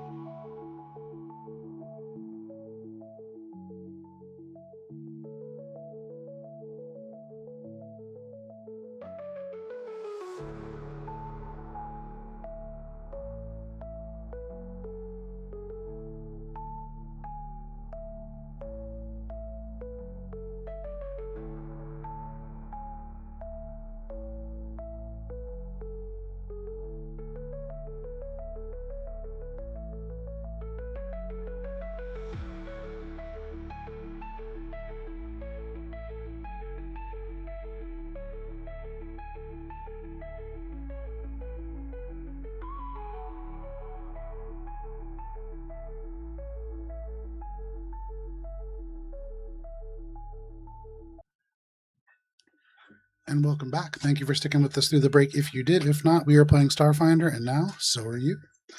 And when we left off, hang on a second, let me change our music here. This is far too casual.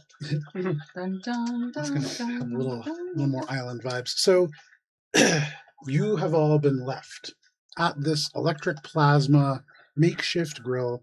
You've been given a gigantic gallon container of this creamy white sauce, and you have been set free to create the Pipefire sauce-off dish of your dreams. Mhm. So Vlali and Sagan, the two of you kind of sit in this kind of chaotic space, smells kind of wafting over you, smoke billowing by. In front of you lies this electric plasma grill. Behind you lies all of your ingredients on this table, more being added all the time. You have to cook some kind of a food that will be pleasurable to the judges. And as you look around, there's maybe 5 or 6 of these older Yosokis, including the one that you talked to, who kind of go by and taste and seem to be the people who are judging this event. This is a group skills challenge. And so one person can cook and however many other people can assist. We got a wheel. You got a wheel, and so highly recommend. We'll put that to good use right here. Each of you, or as a group, you guys need to come up with 3 successes before you get 3 failures. All right. And ultimately, as long as you get 3 successes, there is the opportunity, depending on the ingredients that you pick, the sauce that you make, that you could potentially win this cook. Theo with them? Theo is not. Theo's still having this conversation. So, the two of you, what are you doing to make a sauce? All right. So, I've got Volley has like a spoon, ladle, spatula, cooking utensils on one hand. She's got a bowl on top of one hand and then a pan hanging from her middle finger on the other one. Okay. Wally, what are you doing? And Bring it in. Okay, look. This sauce is actually pretty good. It's pretty close to what we need. What we're missing the numbing heat on the beginning. We're missing the grassy aftertaste. And it just needs a little bit of needs a little bit of body, but not much. So I think I can do that. There's a fungus Whose there. body are we taking? No. There's a fungus there that I think will give us the heat. And I think I see there's the seagrass there. If we chop that up real fine, how's your knife skills? Pretty good. Okay, I'm gonna have you mince that. Mince this grass here, and if you can fillet. Usually we make this with synth meat, but there's this, and I pull out like this really expensive eel. Like I guess this will do. Yeah, fillet this as best you can. All right, and I'm gonna start incorporating this. So, Vlali. Yeah. Go ahead, and I would say for this, you could either make an acrobatics check, or if you have some kind, do you have proficiency in melee weapons? Yeah. I would say. Has so many hours. Yeah. I would say what you could do is you can make an attack roll. Ooh, there we go. What? I would also. I have literally on my sheet. It's called knife and fist. That's so you.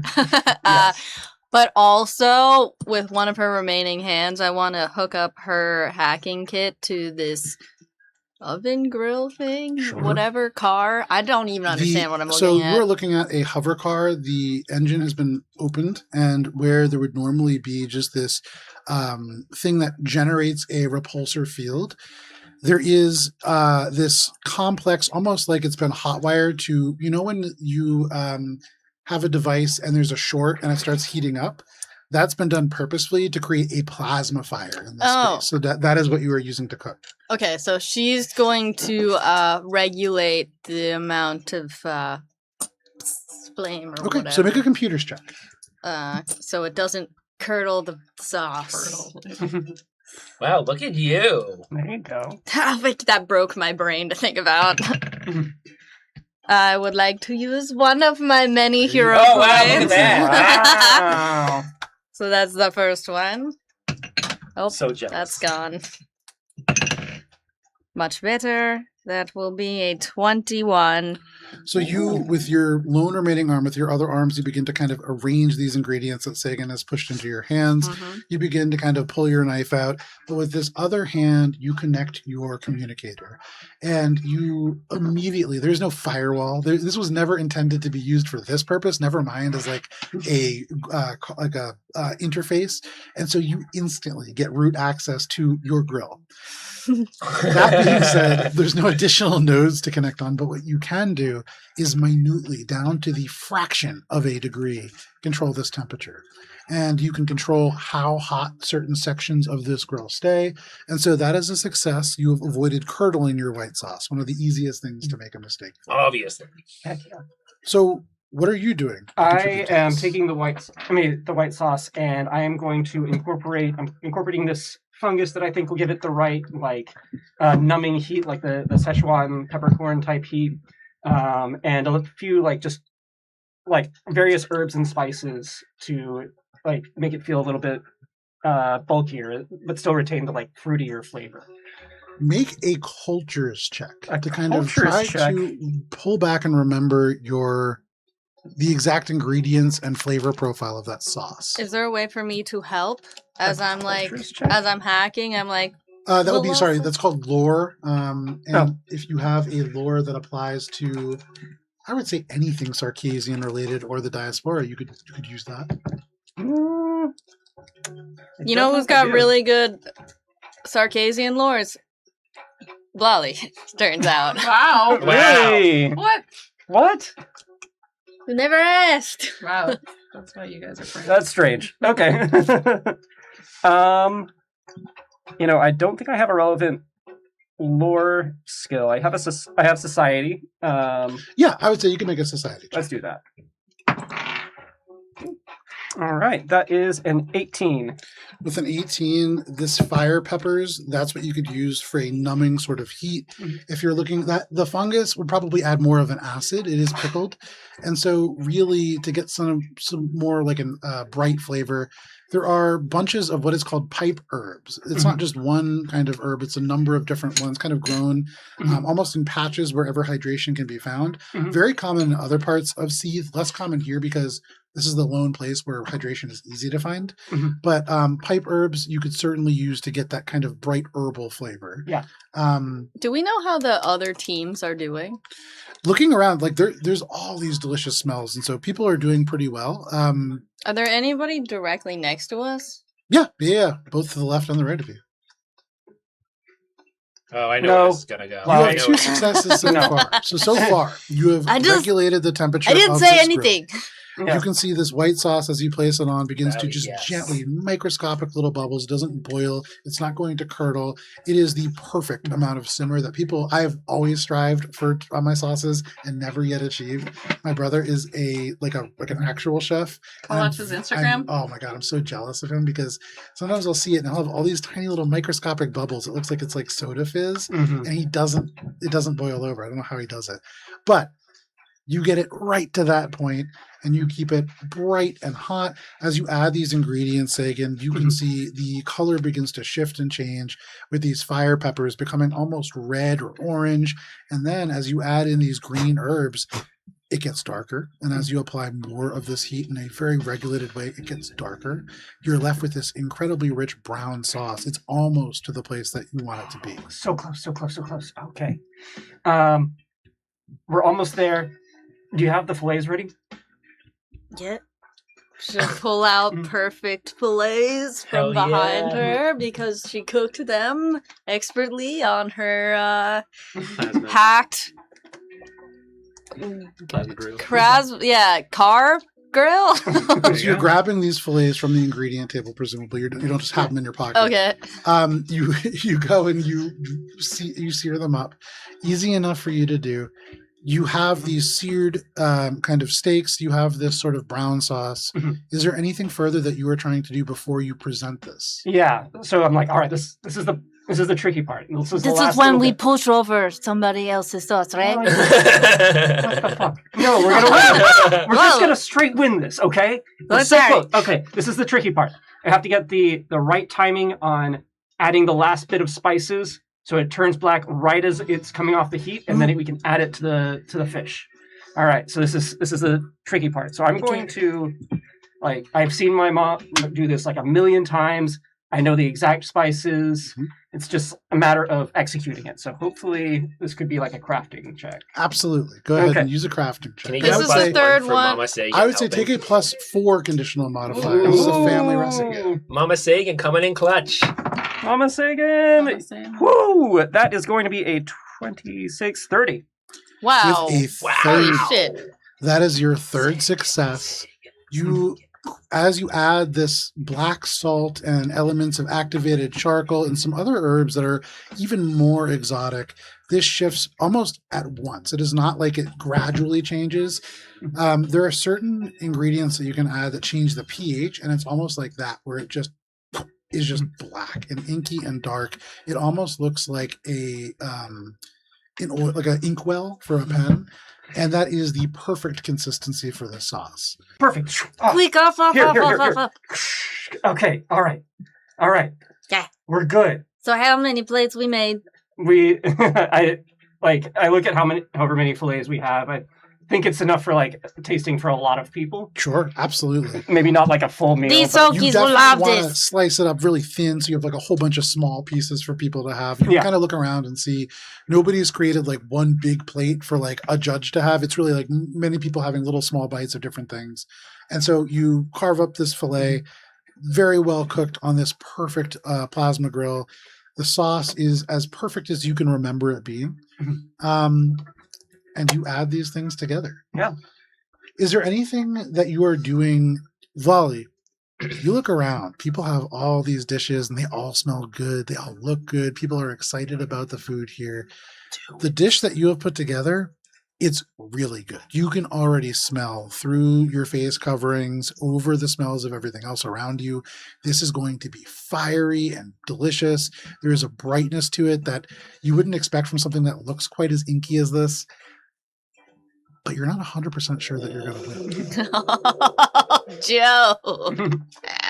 Is there anything else that you want to do before standing back and allowing your food to be tasted?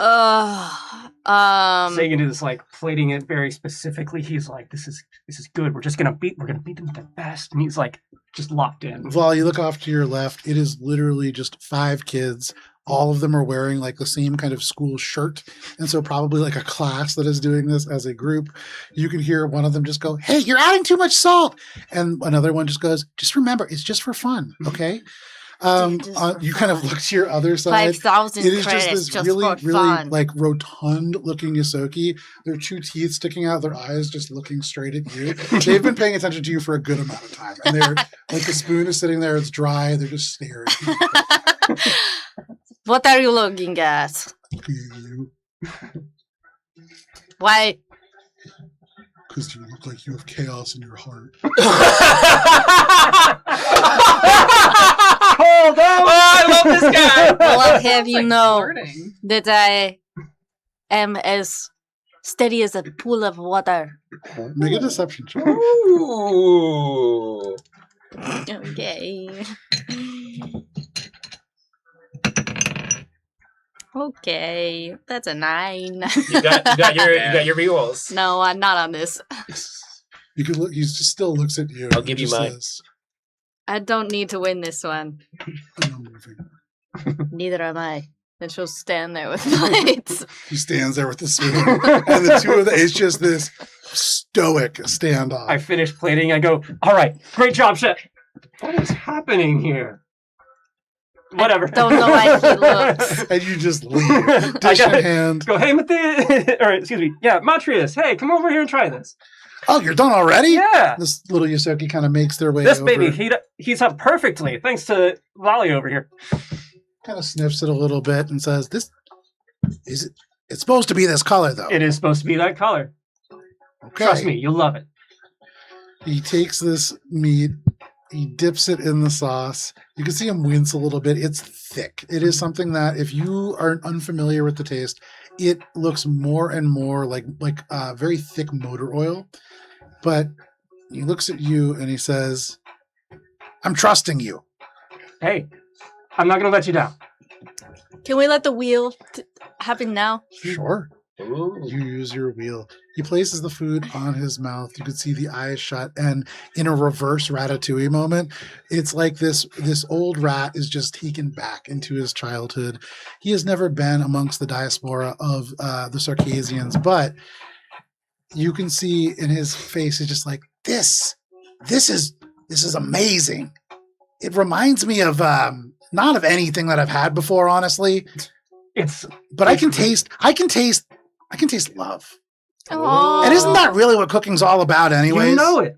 Oh. That's what this place is about. All right. Oh. I'm gonna level with you guys. This is pretty good. I think that you're probably gonna win. At least right now, it's the best thing that I've had. But hang out until midnight, and the announcer will be announced then, or the winner will be announced then. Listen, as long as people love the food, I'm super happy. And Because he was in a terrible mood before, she says without breaking eye contact. why were you in a bad mood at a cookout? You know what? I gotta go apologize to someone. Hey, Nix, can you watch the food? What did you just call me? Nix. Hey, Molly, can you watch the food? I gotta go talk to Nix. I'm busy. I think it'll be fine. You walk away, just kind of leaving Vlali and this individual here. Matrius is just like, oh, it's happening again this year, huh? And you can see this other kind of round ysoki just saying, it's different this time. Just staring. This time is personal. But no problem, you do that. Monk and Nix. Oh my God! So that person over there in the booth right there. So I think that he is secretly cheating on his girlfriend with her twin sister, who's in a coma right now. What? And he put her in a coma. Oh my God! Oh, that would make it so full circle. I love that. And then he's gonna kill both of them for their money. Oh yeah, I could totally see that. I like that. my Oh, we like the same And mind. then he steals her dog. Oh, I don't, that's a little too far for me. That's dark. You look over at this human and you can see they are wearing like a dog collar. They're dressed kind of like, vest with like the little spikes and everything, very punk-like. And so it sort of fits the attire, but maybe. Oh, and that guy over there, he is definitely cheating on his diet. He totally told his wife that he wasn't going to eat meat anymore, and he is sneaking meat. I can see meat pockets when I see him, and he's got meat in his pockets. Wow. Well, she can tell because his poops don't smell bad anymore. I mean, that's how it's probably going to end up. And then they're gonna break up, and then they're gonna fight, and then they'll get back together, and then he'll do the same thing where he promises that he won't eat the meat again, but then obviously he's gonna sneak a few You've in. been saying cheating quite a couple times now. Are you projecting anything? I think I just. Do you want some meat pockets? I mean, I do. I am a little. And Monk is gonna take out some a fizz biz and a meat stick, and I'll just. Yeah, you're hangry. Let's eat up. And I also see I see someone over there. Look at that guy. That guy looks weird. I don't like him. I see someone who, and Monk is gonna like kind of turn a little bit to Nix. Someone who's like seen a lot of these crowds before, but never really understood them. I see someone who's kind of been wishing for where they came from, even if it wasn't really the best place, because that's all they really knew. Yeah, and that guy, he's my best friend. No, idiot, I'm talking about you! And I'm gonna like bonk her on the head. You bonk Nix on the head. Listen, That wasn't supposed to be an insult. I was trying to be nice. Yeah. And Nix, for what it's worth, you don't remember being in lots of crowds like this. You don't remember a lot. And you think. Make a flat intelligence check. There weren't was the circus like were there people watching it? I don't know, but a woe on the table from Matt. What's a woe? It's bad. It means you get WOE. Yeah. yeah, it's bad. it's bad. Like a wheel is good and a woe is bad. And you know who gave it to you? What was your check? 12. Nah. Okay. So with a 12, What is it? as Monk tells you, you're this person who has seen a lot of crowds like this before. For a moment, you have this flash of a crowd from far above, just seeing faces, hundreds of faces that look delighted and horrified, and then it's gone. Like the memory never was, like it was an image that you had seen in a magazine that you were flipping through. But for just a minute, there was something there. Look, I know from what you told me, it wasn't the best place. But I know I joke about it a lot, but it's dark humor because I'm just trying to focus on the mission here and move on from it and living our best life together, bestie. yeah, no, of course, I And I hope you feel the same way. no, I know. I want to have my best life together too. It's just, trust me, I know it can be tough. And there was a famous writer who said, I think it was like Ernest. Hemmons Spoop? Yeah, Hemmons Spoop. Yeah, he said, once you leave your home, you can never call another place a home. Did you have a home? I mean, yeah, I grew up in the Halo, but then after my parents died, I kind of just bummed around the depths. Do you remember it? Yeah, a little bit. Some parts of my childhood and stuff, but I have fond memories of that, and I think it shaped who I am. I love that. I just worry, Nix, that you don't have a lot of those building stones to look back upon. I'm also a robot, essentially. So I'm okay. I'm literally built from blocks, and the memories I have, they don't really matter. How can you say that? Even if those memories were terrible, they're still part of who you are, Nix. And Monk is gonna hold her by both arms. We're gonna find where that place was where these memories come from, and look, we're gonna deal through this. Just like you're gonna grow and you're gonna be able to recall aspects of who you once were. I don't know if You're- I want to do that, Nix, but I appreciate you. very much, excuse me, when Monk begins to talk about these things, it is like you can feel a corridor in your mind lined with doors. Every one of those doors just shuts. Like there are parts of you not just not wanting to think about this past, not able. Oh. With that previous intelligence check, not sure what that means, but there is almost like a subconscious avoidance that's happening here. Mm-hmm.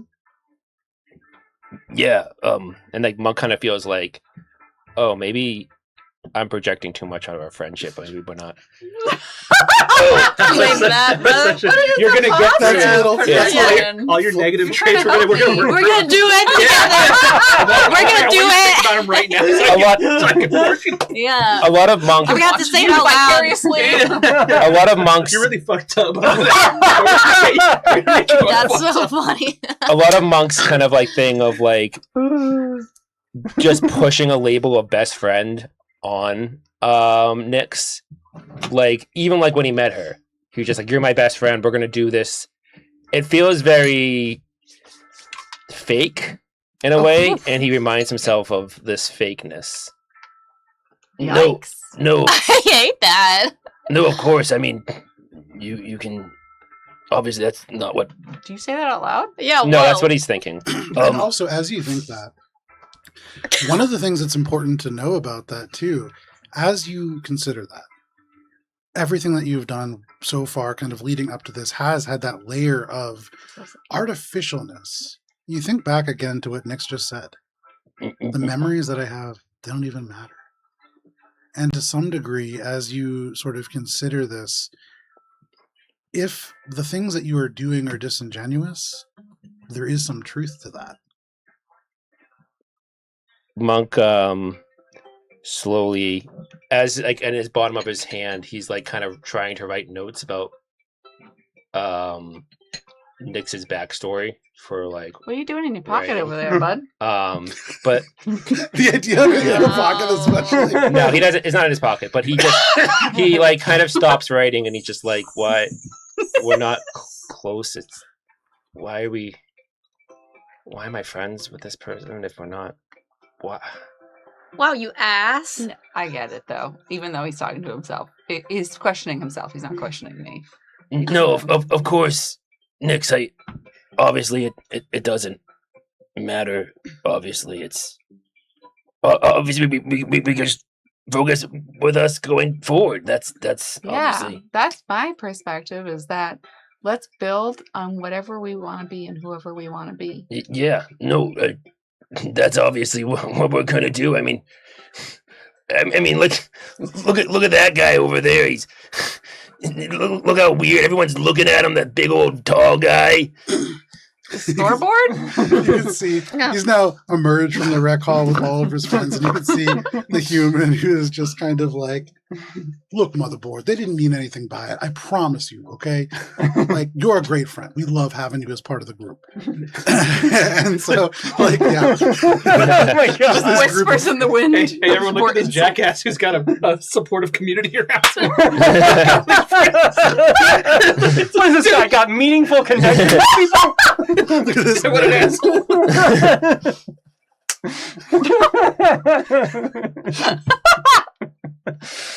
But you see this group. That is sort of bringing us to the end of the cookout. Mahjong has happened. You guys have resumed your people watching. As a group, it's getting close to like midnight. You probably have time to do maybe one more thing. Yeah. I know what Volley's gonna do. She's looking for Dax. Okay. Oh yeah. Make a perception check. Okay, happy birthday to Jasper, yay, happy birthday. Have you seen Jax? She's asking the ysoki. Oh, you're asking? Yeah. Okay. I think at that, almost everybody would tell you that, oh yeah, Jax is in the garden. I don't know this place that well. Can you show me the way? So they lead you over to a large ladder. And this ladder goes up maybe like 20 feet, and it links into a maintenance catwalk that goes above where this kind of courtyard. This might be a place where somebody would walk to kind of like fish things off that had fallen in. And you can see up on the very top of these sort of hollowed out tanks, there is a sort of hydroponic garden that has been built in using sort of makeshift steel frames. And you can see a couple of vegetables and even a few flowers mixed into a few little pots of medicinal herbs with the roots kind of drifting down into the water. There are some unique sort of glow lights attached, though none currently on, sort of a red glow emanating from this place. There's a few elderly ysoki, but you can also see currently just laying down on a bench up there is the driver. Laying down on a bench. Is he napping? Seems to be sleeping. Shit, that sounds like a good idea. I guess she's going to go up, and I imagine, like, if there's a bench, like, she's going to sit on the bench across from him and fold all of her arms and just watch until he wakes up. Okay. You set about the process of doing But I will, if he doesn't wake up in due time, I'll do something What else. is due time? I'll give it. Yeah, actually, no. She's extremely patient. I'll give it like half an hour. So you, as you make your way up to the rooftop garden, kind of going past the last drop borrowing box, you pass, currently closed, there is a zero gravity dance hall that is not operational at the moment. You also pass, currently landed and docked, a floating gladiatorial arena. All these things that would normally be kind of set up during the day all closed as it's close to midnight. If you make your way up to the roof, and as you do so, in the conference rooms, kind of in the halls and the stairwells, there are little groups of ysoki that have like clustered and fallen asleep. Aw. Many of them wearing very festive clothing, some of whom still have like little bits of food kind of cradled up, but like people just kind of finding places to sleep and then just passing out. I think I'll say that she has like 4 plates of Sagan sauce food, and she'll just lay a plate next to all the sleeping piles of ysoki until she has none left. Yeah, no problem. By the time you get to the roof, it is just you. Yeah. But you make your way out to there, and you find a bench that is across from the bench that Jax has kind of taken up a space on. They have taken off their black jacket. They have a white t-shirt underneath this. Their little driver cap kind of hung up on the corner of this bench. And they just Actually, rest. I'll wake it up. I'll wake him up. Okay. She'll go up, like, with her face, like, 2 inches away from his face, and Oh my God, take that's terrifying. one of her arms and just go, "Hey, Mom, no. don't you want to sleep in a real bed?" Mom, we haven't had a... Mother! What? I am not your mother! What are you doing here? What are you doing here? Sleeping outside like a hobo! He looks up, and outside, still like 100 feet up, is just steel. In Seethe, there is no roof outside, save for shit. like way up. But he just kind of says, I mean, you can fall asleep wherever you want. That's sort of how parties work here. Why are you alone and you're not in a pile of other ysoki? Because I said hello to my relatives, and then we have to work tomorrow. So I'm resting because I'm a professional. Okay, well, I am also... He pulls out his communicator, and he's like, well, it's almost midnight. Yeah. We have to get going in like 9 hours. Were you happy to see all your family? Don't you want to stay here? Yeah. I mean, in a perfect world, I would never go to work. You think I dream of labor? But we have to make money. Damn straight, Jax.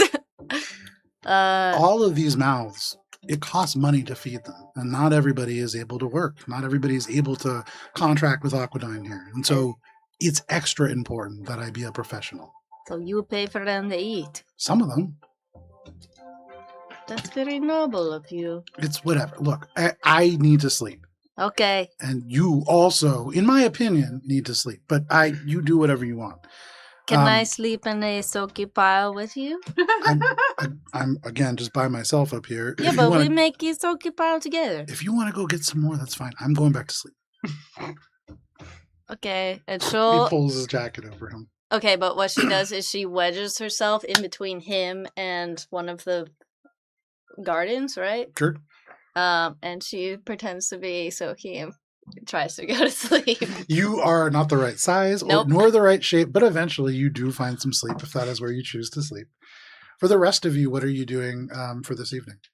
I'd probably get to these two as they're like having solely sadder and sadder conversations on the sign. Hey, what are you guys doing up there? Okay. Crying. Did you have doubting any fun friends? No. Get down here. Come on, get down. Can you get down? Do you need I help? can get down. Do you need help? No, I'm good. Are you sure? Yeah, I'm gonna climb down. Okay. Surprisingly agile as Monk on their way down. All right. Come on. I made some food. Let's get some food. Have you seen Theo? I'm like, There he is. okay. Oh, he's right over there. Oh, look who it is. I'm just like, come on. Hey, Sagan. So listen, I got angry. Hey. I would come down and we Hey. have the There we go. That's what I'm talking about. I feel like as Nyx is making their way down, there's a part where like Nyx is perfectly at eye level, and so you can just kind of give them a hug quickly on the way It down. is actually more awkward for me to hug someone at eye level at this point. I'm like, ugh, You're like, what? How? The drone is like behind you also. You're making like... I remember the first time somebody ever picked me up, and I was like, "What is this?" Yeah. Yeah, absolutely.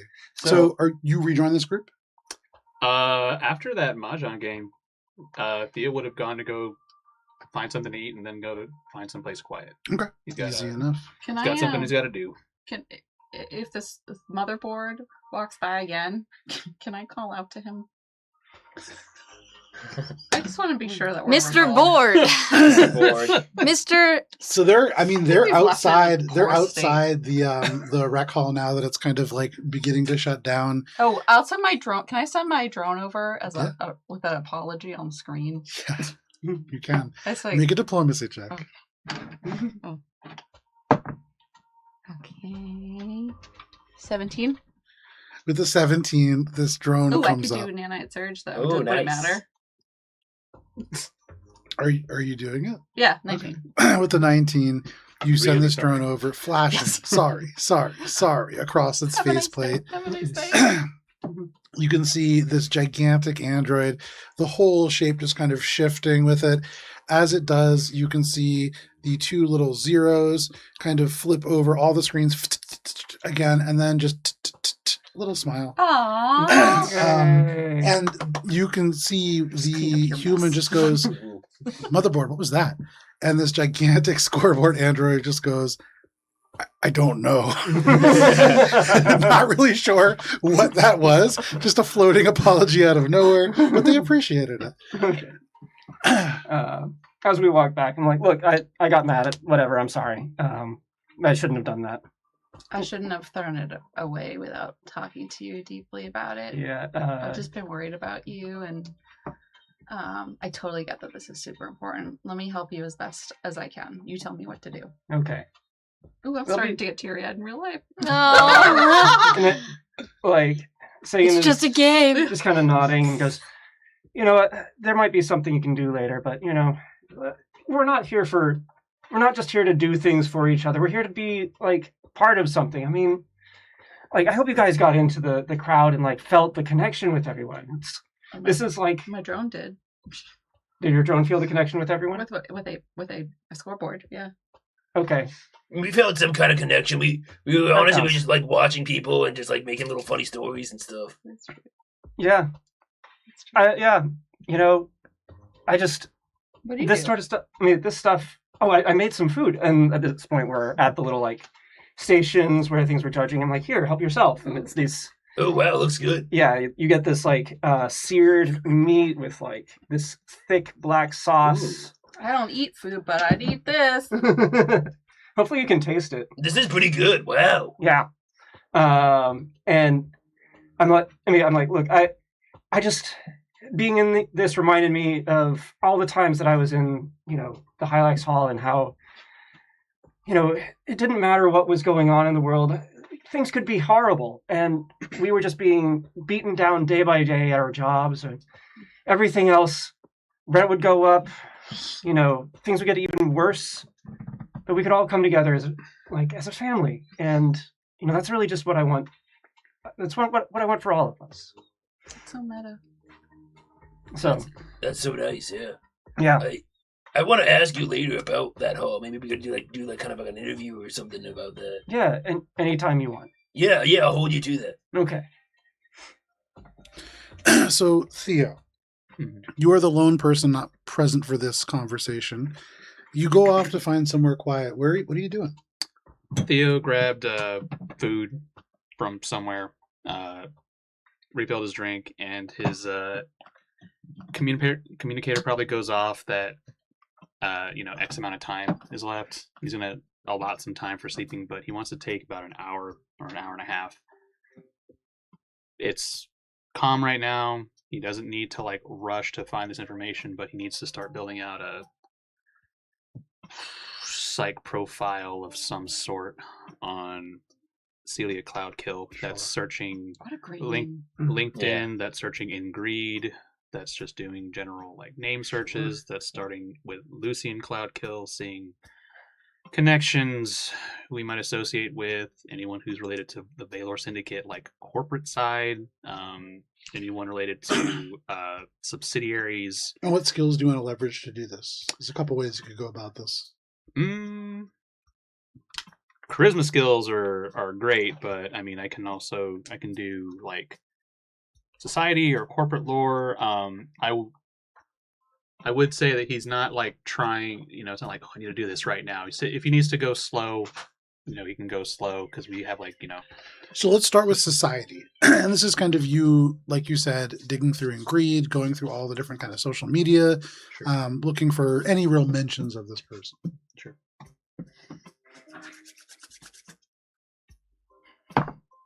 Oof, nope.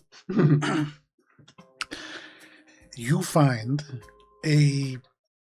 I would say that's probably even too much. What was the total roll? No, it was just a 10. Just a 10. Yeah. With just a 10, there is like mentions of her. She has a profile, but it's private. Sure. There isn't really a whole lot that you could find. I will say with the 10 on in greed, nothing. Mhm. This person may not have worked a traditional job in their life before. Mm-hmm.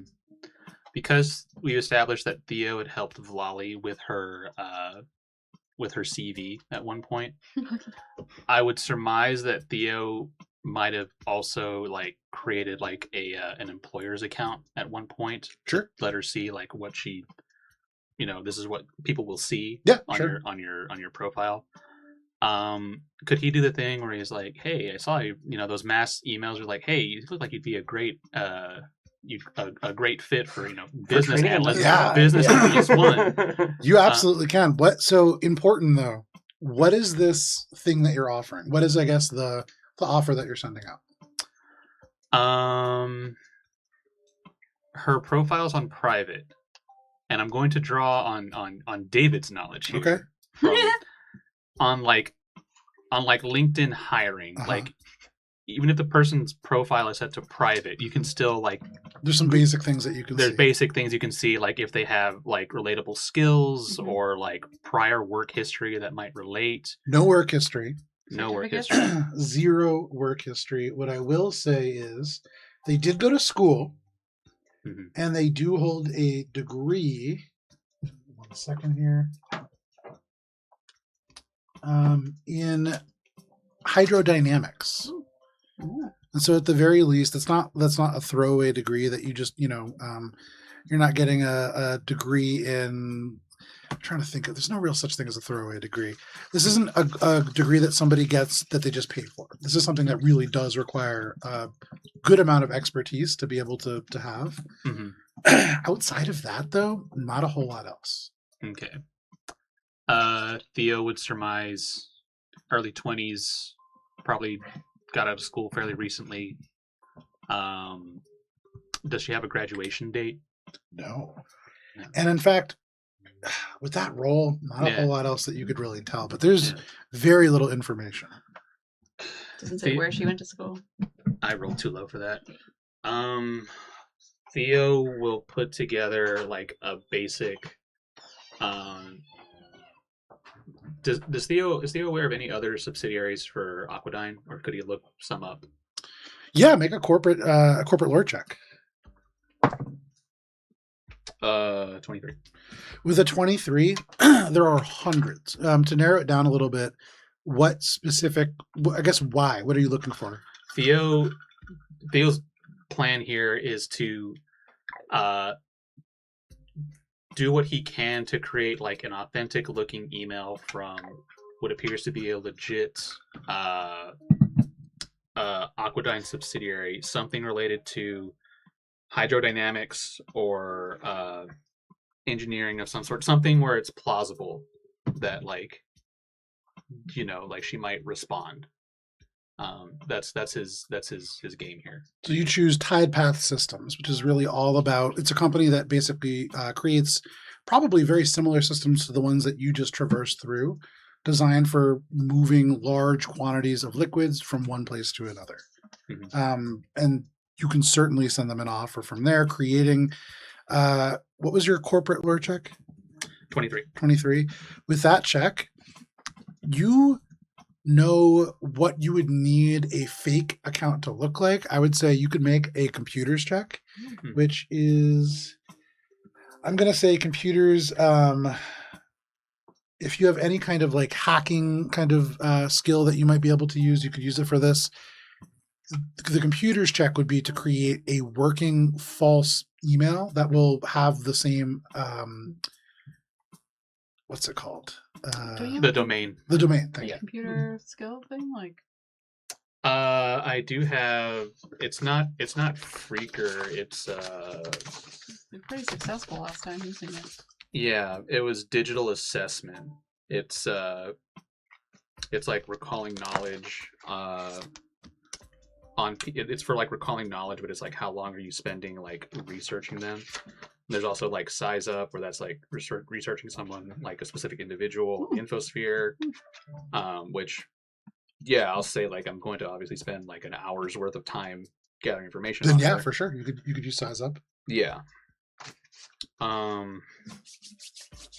Yeah, I mean, if you were to consult like Blally on this, right, would he be able to like have some sort of modifier if he did this in the morning? Yeah, absolutely. Okay. The more help that you get, typically the better. Okay. Yeah, he'll hold off on that, but he'll like make the template and the offer. Okay. Like, not the offer. It's going to be like you're making the Word document that has it all planned out. Yeah, the Word document that has it all planned out, but not. Template. Yeah, but he of course knows like it wouldn't be like an offer because that's like too suspect. Yeah, it's like, yeah. Hey, you look like you fit the profile for like junior hydrodynamics engineer. We found your application on Ingrid and are interested in talking to you about Ingrid, what a great name. Yeah. So no problem. You create this template, kind of storing it away for the morning to be able to finish it and create like what will be a very tempting email that will hopefully be hard to turn down. Yeah. I like that though. That's a great plan. Yeah. Okay. And outside of that, just like see if you could find like any other social media profiles. But after that, time to go to sleep. Okay, no problem. Yep. You found a place to sleep. Vlali has found a place to sleep. Anything else that people are doing before they rest for the evening? I guess just check in on the results for the competition. Absolutely. Oh yeah. Smart. Yeah. Smart. Someone So had say again, you go to the midnight judging of this competition. Give me a second to Dang. pull it up. Damn. Yeah. They party late. I midnight is put not that things late. in. I got to show up. So you see that there's about 6 elderly ysoki who have kind of formed up, and they have almost taken like a little drag run down this long series of cooking stations and tables, tasting different things, kind of like remarking. Nothing is written down. They're all just kind of discussing this. This is a very kind of oral tradition. One of them is holding a little really beat up briefcase. Oftentimes when money is like handled in briefcases, it's like a really fancy looking crisp briefcase. Mm-hmm. This has stickers all over it. It is definitely somebody's spare suitcase that they had. You can see that there are a few little cred sticks kind of sticking out through the broken seams. And so this is the prize money for this competition. You could see one of the other ones is holding folded in the way that one might fold a flag very respectfully, a tattered Pipefire sauce champion apron covered in embroidered patches from all of the various winners. And you can see the person that you know, Matrius, who is carrying around a bunch of paint, but they're making their way over. And after tasting all the food, they would gather everybody together. And this is like almost everything comes to a stop for this. This is the drone races stop.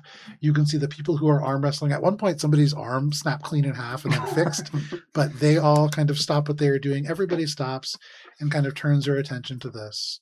And Matrius says, "It's a very interesting year here at the Pipefire Cook-Off because we've had some very unusual entrants in the category. But I'm not going to waste everybody's time. It's midnight. The winner this year goes to the Sarkisian darkness sauce." And they point to you. Oh my There's god. just this squeaky little spotlights that wheel around. These multicolored lights just hit you. It is just you sitting here kind of in this light. The rest of your only other sous chef kind of sleeping off on a roof somewhere. And in this moment, the suitcase is thrust into your hands. You can add 5,000 credits to your inventory. Whoa. Nice. You are You're given gonna split that with Val? this Pipefire sauce champion apron. It's ugly. It has no mechanical benefits. But you imagine any ysoki who has heard of the Pipefire sauce challenge, this will immediately put you into their good graces. Oh shit. And Matrius, with all the paint, says, "All right, are you ready for the ceremony?" Do I have to say anything? No, you don't have to say it. I mean, you Okay. have to talk to me because I need the recipe. You need the recipe? Yeah. Oh, okay. I can do the recipe. Yeah. I walk over with you and you come to a mural. in the center of this courtyard. With waterproof paint, you can see dozens of these little recipes in this stylized handprint kind of printed on from various vendors and various families. Many of which actually, as you begin to look at them, you've probably seen in markets and places like this. Mm-hmm. And it dawns on you, Sagan, many of the people who win this do go on and create successful like hot sauces and actually create lives for that. And you won this competition. Wow. So this is a pretty substantial win for you. Oh, yeah. And beyond that, you watch as they put, and unless you correct them, they are calling this the Sarkasian darkness sauce. I'll just put Sarkasian black sauce. It's shorter. Really? Yeah, Sarkasian Okay. black sauce. And they change it to Sarkasian black sauce. The ingredients go up, and you now have a permanent place amongst the winners of this competition. Nice. I'm like really thrilled. I'm like tearing up. I'm like thanking everybody. I'm thanking people who are just like there.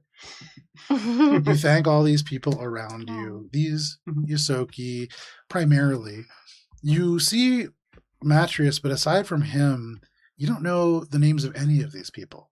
Yeah. Here at midnight, none of your friends, the people that you count as closest to you now, are here with you. And though this does feel good, the 5,000 credits feels good in your hand, this apron feels good as well, there is a nagging thought in the back of your mind that you have been abandoned, and you will always be abandoned.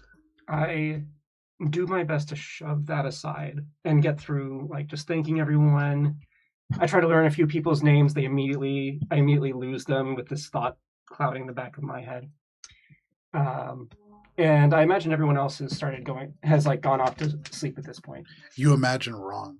There are people sleeping, but the party is like really just kicking off for most of these. So this is very much like if you've ever been to like a really traditional like Mexican birthday party, there is a point in the night where people are like legitimately sleeping and like people will come and wake you up to rejoin the party. Oh my God. It's wow. awesome. It's like one of the sickest things that you can ever go to, and the party literally doesn't stop for like 2 days. That's what's happening here. And so once this victory has been, now people swarm the tables. This is kind of dinner happening at like 1 a.m. now. And people like the music starts cranking up. For you, Vlali, kind of sleeping on the rooftop, it gets a little bit louder from below. It's still very peaceful up here, but certainly audible. It's a very loud party. Sagan, you are the only person who really witnesses it transition from like block party to true rager at like 1 a.m. Oh, wow. Dang, Lolly missed out. Wow.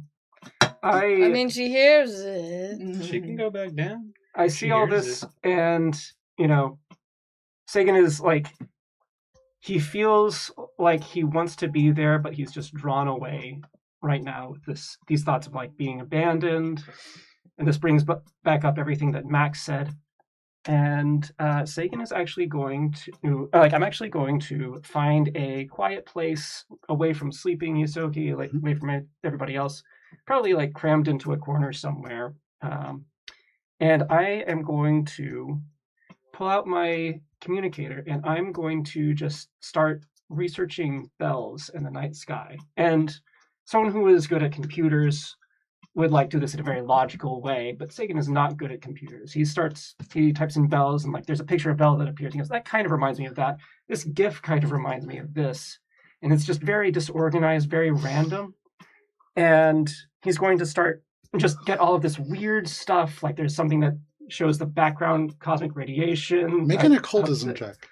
And he's going to fall asleep making this. And when he wakes up, he's going to be trained in occultism if he levels Very, up. very nice. And then we'll make the check. maybe through a dream. I don't know. Yeah, make it with your level up trained in occultism. Okay, sounds good. I'm going to use a point on that. Because I'd like this to work. It probably won't. It's a joke. No, I was Not like, to are you you. giving this to your husband or what? I was like, who's it going to? That is a 15. A 15. You think about all these things. You look on the infosphere, trying to connect things like cold stars and empty space and gentle darkness. You try to find some kind of connections to these things, and there are none. So again, even on the infosphere, you are alone. And you fall asleep And all of you fall asleep at some point or another, finding various places to rest. And all of you can mark off a long rest. Nice. And as you wake up, you feel a little stronger than when you fell asleep. Because all of you level up. Yay! You wake up on the third Monday of the third cycle. You would probably wake up, most of you, around 9 in the morning. Sagan, probably a little bit closer to 10. Yeah, I want to say, since Volley went to bed early, can we say she woke up early? sure. So she wakes up early. She like hugs Jax a little bit because I imagine she woke up still sleeping on the bench with Jax. Absolutely. She like give him a little kiss on the forehead, and then she's gonna go down to the grab ball court. Sure. And she's just gonna start shooting hoops, get her morning workout in. You start shooting hoops. There's a bunch of very elderly men there this early in the what? morning. Down to the old dudes, the Y. There's a whole bunch of like these older folks that are there, and they're like stretching and kind of like they shoot, and like there's a much longer round of them being like, "Hey, that was a great shot there, Hank. Yeah, I've been practicing in my off time." And then they sit there and just talk for like 10 minutes, and then somebody else takes a shot, and it's like the same kind of process. If you start like shooting hoops, they kind of leave you alone on your end of the court, mostly because they're like they mostly just don't want to be in your way. Okay. This is like old man social hour happening at the YMCA, basically. I think she would go up to them and be like, "Morning." Okay. Good morning. Do you want to play a game? How are you guys feeling this morning? There's this kind of like group of people. They all just kind of laugh. And one of them says, you can see like short human. They look almost like Danny DeVito, but like regular height, which is kind of strange looking, actually, very top heavy. They look like Gru from Despicable Me. Oh, nice. But they look at you and they say, you probably should have come here last night. The rec league was playing until really late. Even during the parties and stuff. I have to work a wise man once said I have to work in the morning, so he went to sleep, so I did the same. Was that common? No, I have a Kasathan accent. Also, I'm from Hackathon. That would explain it. Come back on Saturday night. That's when the league starts again. Okay. By the way, are you Jasper? No. Well, tell him I said happy birthday. I didn't get the chance to meet him last night. They all kind of look around, and somebody's like, "Don't you have a cousin Jasper?" They don't seem to really know who this Jasper is. Oh, I thought it was his birthday yesterday. Isn't that what this whole probably not all you said. No, this is a big festival that happens like every month. It also happened to be Jasper's birthday, and he was there. Oh, you guys did not see him over the course of the evening. Oh. I am confused. Well, hey, if you want to play, I'm just going to be over here, shooting with my top and bottom arms. Goodbye. You say that. You can see they nod, a little uncertain what to do with that. They shoot with just their top arms. For the rest of it. Why you not shoot with your tail? What are you all doing as you find your way to consciousness? Theo texts Lolly like, "Hey, I need your help with something." Yeah, I was going to check in with Theo because he tends to do the right thing when we... She'll just send a video of her, like, absolutely dunking. Fucking windmill. Yeah. Make an athletics check. Okay. Wally goes, sets up the phone, presses like stream, and then runs to make this dunk. Nice. Second hero point. Yeah. There's a reason why I had to. Right. Much better. Oh, let's see here. Where even? You said athletics?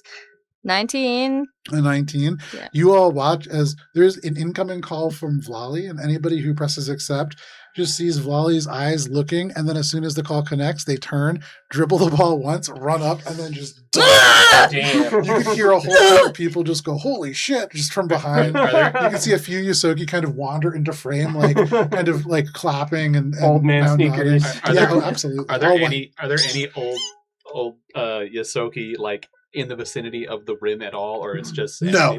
Just Wally all by herself. Damn, I was about to say like that's elder abuse. I invited them to play. They didn't want to, so I just she shoots again. Theo honestly just says like, "That's sick. Where are you? I need your help." One of the cool things too about the grab ball arena is while you are on the actual floor, gravity is only about half. That's cool. And so like you can jump much higher than you could. Well, it'd probably be tough for you to dunk in grab ball normally, but with the gravitation like this, easy for you. And you can like half court Michael Jordan in Space Jam. Like, and she 100% takes tons of videos of herself doing that. Absolutely. She does like the Jordan like pose, but then yeah. Fantastic. So Volley calls, says like one thing, and then just starts fucking putting on a clinic. I'm in the grapple stadium, obviously. Yeah, Theo just says like, "I'll be there in a second. I need something." Good player sneakers. This would be like somebody calling you to say good morning, and in the background they're just like working a speed bag. Very normal. Watch me, Mom. Watch me. I feel like I would do that actually. Like I'll be running, and then if someone called me, I'd be like, "Hey, what's up?" My sister does that actually. I think it's a little bit different than you calling them though while you're running.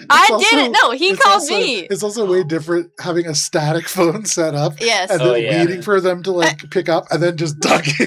He called me. Oh, so the situation is I called you and then you took the call and then set up. And then set it up. Yeah, exactly. Even better. Okay, yeah. Theo does that horrible pose like where you're like looking down at the phone like this. He's just like, "That's really sick. I'll be there like in a minute or two." I need somehow has 6 shins. I hate that. I hate the that miraculous so thing much. about that is it doesn't matter how attractive you are. Everybody looks bad from that. Like that. It's amazing. Yeah. Absolutely. You can get Scarlett Johansson and she's going to look like a beast like that. But you all make your way over to, you had seen the recreational, so you know, especially the two of you having seen and having kind of created this uncomfortable situation for the scoreboard. Is the scoreboard there? No, he went home. He doesn't live here. He just looks like I don't know. Maybe here. he like tacks himself up on the wall. And No, I do like that idea. He's great at hide and seek. But for here, you all make your way back to the rec hall. Grouping up now here in the morning. The driver also would join you guys. How'd you sleep, Jax? How's it going, brother? Where did you all hear my name? Your mother. Your family. Yeah, when you got here, they were all saying Jax. You say your mother, and he looks at you for a second and goes, "My mom was out." No, you know what? Look, it doesn't matter. Just call me the driver. All right? It's important. Is it a safety thing? Why are you saying it like that? Polly, Because we work Why are in you the... sweating? She has like 2 balls under 2 of her arms. I'm not sweating. Is it because we work in the line of murder? I mean, you all might work in the line of murder. I'm literally the driver. Yeah, so Take it away, association, you do. What? By association, you do. I mean, associates might, but And that's not... I approve. Okay, Totally. driver. I'm very glad for that. Look, are you guys ready? No, what Theo? What do you want? We can do this on the way there, but I need your computer's expertise. Yes, I am a literal expert in computers. Theo looks right at the camera and says, "I know. That's why your expertise. That's why I call it expertise." Yeah, and he just says, "I need your help setting up a fake email." Easy.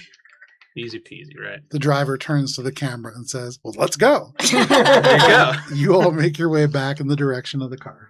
Where are we going? The driver says, "Well, I'm kind of hoping to talk to all of you about that. We have a little bit of a line on where this person might be. One of a couple different neighborhoods. And so we can start at any of them and just kind of start looking around unless any of you has a better way of doing this." Is it the 3 that you mentioned earlier? Yeah. I think we can rule out the filter flats for now. Yeah, rule out filter flats. If the neon fringe, I mean, is that a specific area? That sounds like it could be anywhere else. It's a neighborhood. It is... Have you ever heard of the Scarlet Sip? Kind of a famous bar. If you like dive bars, it's a pretty good place to hang out. And then the Rust Gardens, if you haven't been there, it's a little bit more family friendly. It's sort of just like a big marketplace. What's the distance between the two?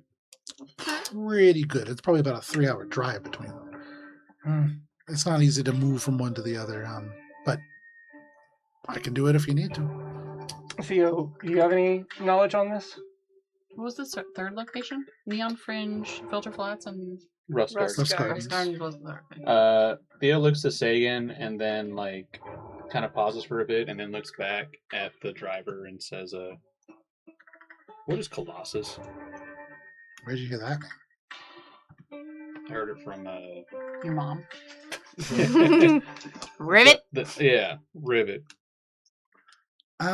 They're kind of like a rival of Chrome's. They're a little bit more forceful in their methods. I think they're after her. Well, yeah, that wouldn't be surprising. So They have been for quite some time. Them and probably half the other members of the Valor Syndicate, the ones that she doesn't work with directly. is there any way we could get an idea of where any Colossus members, I don't know, if they're more concentrated at one area as opposed to the other? I mean, the Colossus is a man. So I don't know where he is. Rumor has it that he does live somewhere in the Gravitas neon depths. But I don't know that for sure. You would need to find somebody else who knows a little bit more than I do. As for people who might associate with him, largely people in the Gravitas region. I think also some of the people in Mind Mesh, just by virtue of the contracts that they have, would probably also know about him. All right. If Rust Gardens is a little more family friendly, I kind of would want to. I don't know.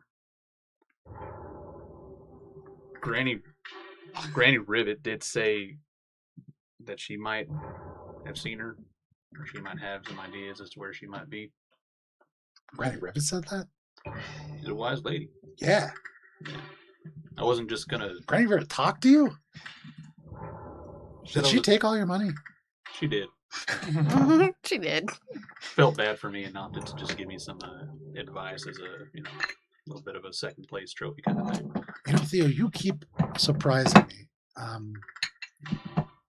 That's very impressive. Oh shit, money, I forgot, and I hand you half of the credits. Oh yes! Oh, nice. Where did you get that? So sick! Won what? We won the sauce festival thing. Weren't you there? You won the Pipefire Cookout? I was asleep. Why? Why did you sleep? Why did you didn't garden. even try my food? No. I'm offended.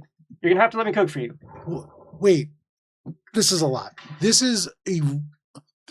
You won? I won. I helped. Look at his apron. She helped. I helped. It's the Amazing. apron, and it's just like that. I genuinely don't know what to say. Do you like us more now?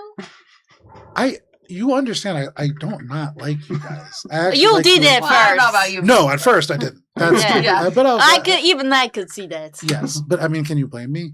No, they were being extremely rude. I would hate them too. You guys literally called me Mighty Mouse. Yep. I never did that. Thank you. Just to But for the rest of you, casual racism aside, you're okay. And largely, I continue to be impressed by you, Theo. If Granny Rivets has information, we should act on that. Yeah.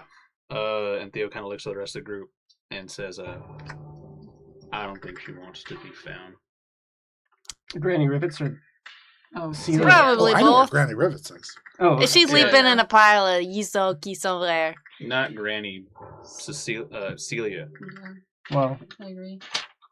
if she's got Chrome Dream and Colossus sending people after her, What if we She's find gonna be found her and then we when talk we're- to her? We don't tell anybody. that's what I'm saying. This is like That's- if we get to her and talk to her, Or- this is her option, her ability to come in. Okay, on her so own one terms. thing I just want to kind of put out on the table there is maybe this part of your planning you do somewhere else. Because And we do maybe- have an active Yeah. someone who works for Chrome Dream, and I was not going to say that. I was just going to say that. You know what? What I was going to say is she probably does not want to be found, so If- let's select Let's an follow area. Chrome Dreams' instructions. And then, Yes, like, let's follow- telepathically say, Let's follow Chrome It's Dream's instructions. opposite day. But also, because I like you guys, I just want to remind you, this is not just a job for Chrome.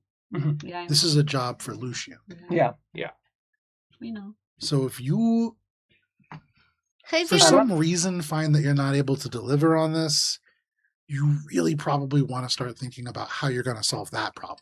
Yeah, I mean, a good conversation Is it- diplomatically. This is what I was saying, guys. It's mama spider issues. If we don't solve this issue, we're gonna have more baby spiders coming against us. Has Chrome Dream accepted another job from Lucian before? Yeah, I'm sure they've worked together plenty of times. I mean, the Valor Syndicate works with Chrome quite often. Does he know what we look like? I don't know. Fuck, I should probably take down those videos of me donking. Are you posting videos? No. On a super She secret mission, says check out as these she like has goals. 15 uploads. This is where the lines of Spice and Vlali really blend. Very cool. Look. We follow, and then he does this thing where he fucking looks at the camera again. We follow Chrome Dream's instructions.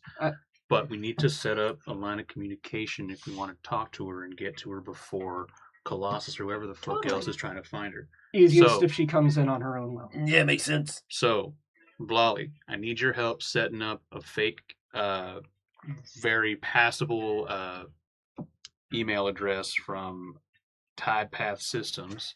So Okay. these from an initial pass over. She's got a degree in hydrodynamics, but she's very, I guess, I don't want to say secretive, right? But she doesn't have a lot of online presence.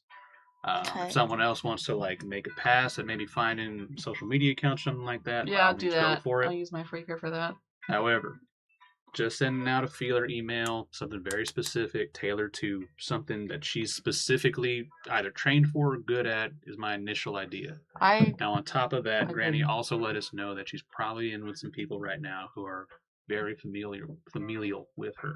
Well, she's which is- smart, right? So is there a Yeah. university that we can find that she a part of? So she got I a grant just from made something. fake accounts, social media accounts, and I've made myself really, really popular online.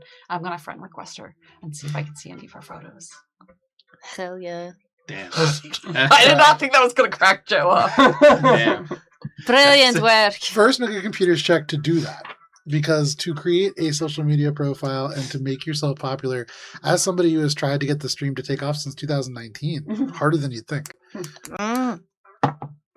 21. With a 21, you create these profiles. Are you using your picture? No. Okay. So what are you using? AI generated one. Well, I'm gonna see if I can find like where she goes to school, and then pick just like a random girl who she's clearly not friends with, but is on the end of the group photo. Okay. So there is no way to get photos of her initially or any kind of information like that, but you kind of look at the various university websites, you mentally note each person that you see, and then you create the most average version of all of these sort of people. Her name is And Meg because Ryan. purposefully still in the year 11,000, every diversity poster is just like one of each. Yeah. This image is different species, different races of those species. You have both a Dame Lashunta and the other kind. It is this vaguely gray-green creature with eyes Okay. and mouths Okay. and tentacles. And you send this friend request. Make a diplomacy check and take a -8 conditional modifier. Oh, no. No. This is you are having the creature from the Black Lagoon out of nowhere with a fresh profile trying to friend you. So 3 total. Yeah. So you send out what is almost every single Discord scam to Nice. this person. Like getting a friend request from a real friend. They don't immediately accept it.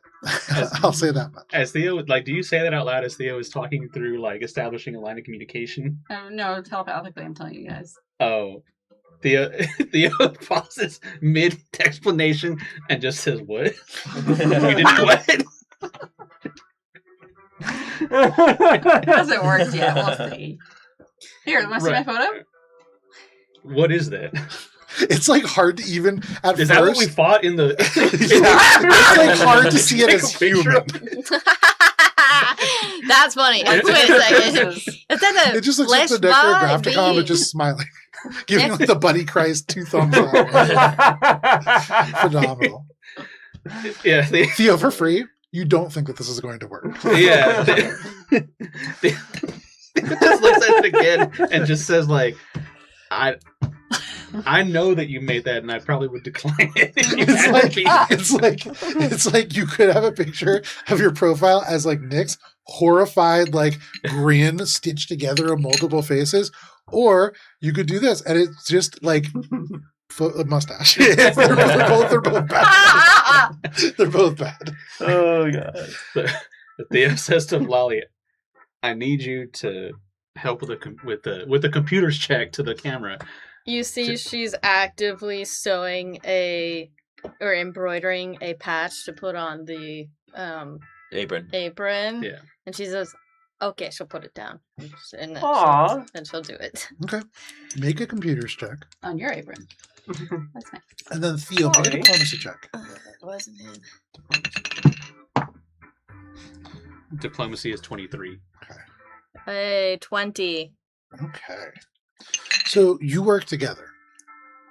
You craft this invitation to talk, and you create the systems to support this being authentic and going out and sending this off into the ether. We'll see what this does, but you feel pretty confident that this is a well put together attempt here. Yeah, and Theo just says after that, it's picking one of the 2 areas to try to start just searching for her. As far as I know, or at least what I could ask from Granny, she said she's probably got people around her that are taking care of her. Wait, back up a little bit. So guys, I made an email. I have... Right. It sounds real. I made a shadow organization, what have you. So whatever. Well, Typepad Systems, right? Typepad system. What is Typepad system? It's a subsidiary of Aquadyne, with Oh. a specialization in developing some of those tunnels that we were passing through. Oh. To degree specifically in hydrodynamics, the movement of liquids. And then what did I say? We need your help. We need a I scientist. wrote out this Word document here that I want. Oh. I would have. I worded the email. First you draft. created the technical. You were the technical I expertise. see. I crafted. Yeah, but You what's do a great in job it? with that. So as you look at this email is just an invitation to have a conversation about a potential opportunity at Oh. Typath Systems. Oh, thank you. Very sort of vague. It sounds like every kind of LinkedIn kind of invitation that you've ever gotten. Maybe a little individualization of, we see you have a degree in hydrodynamics, right? Or some, I don't know, some kind of like. And you kind of add that in. You customize it enough so that there's no way that this could be fully automated, but it doesn't feel threatening. It doesn't feel like somebody trying to. You have to thread a real needle here. A single spelling error. Perfect. There you go. Yeah, really kind of dressing it up. You don't use ellipses. You have perfect Oxford commas. You're like, you know what? I'm just going to drop one of them. Yep. It's Okay. just flawed enough to be human. And you send this off into the ether. No problem.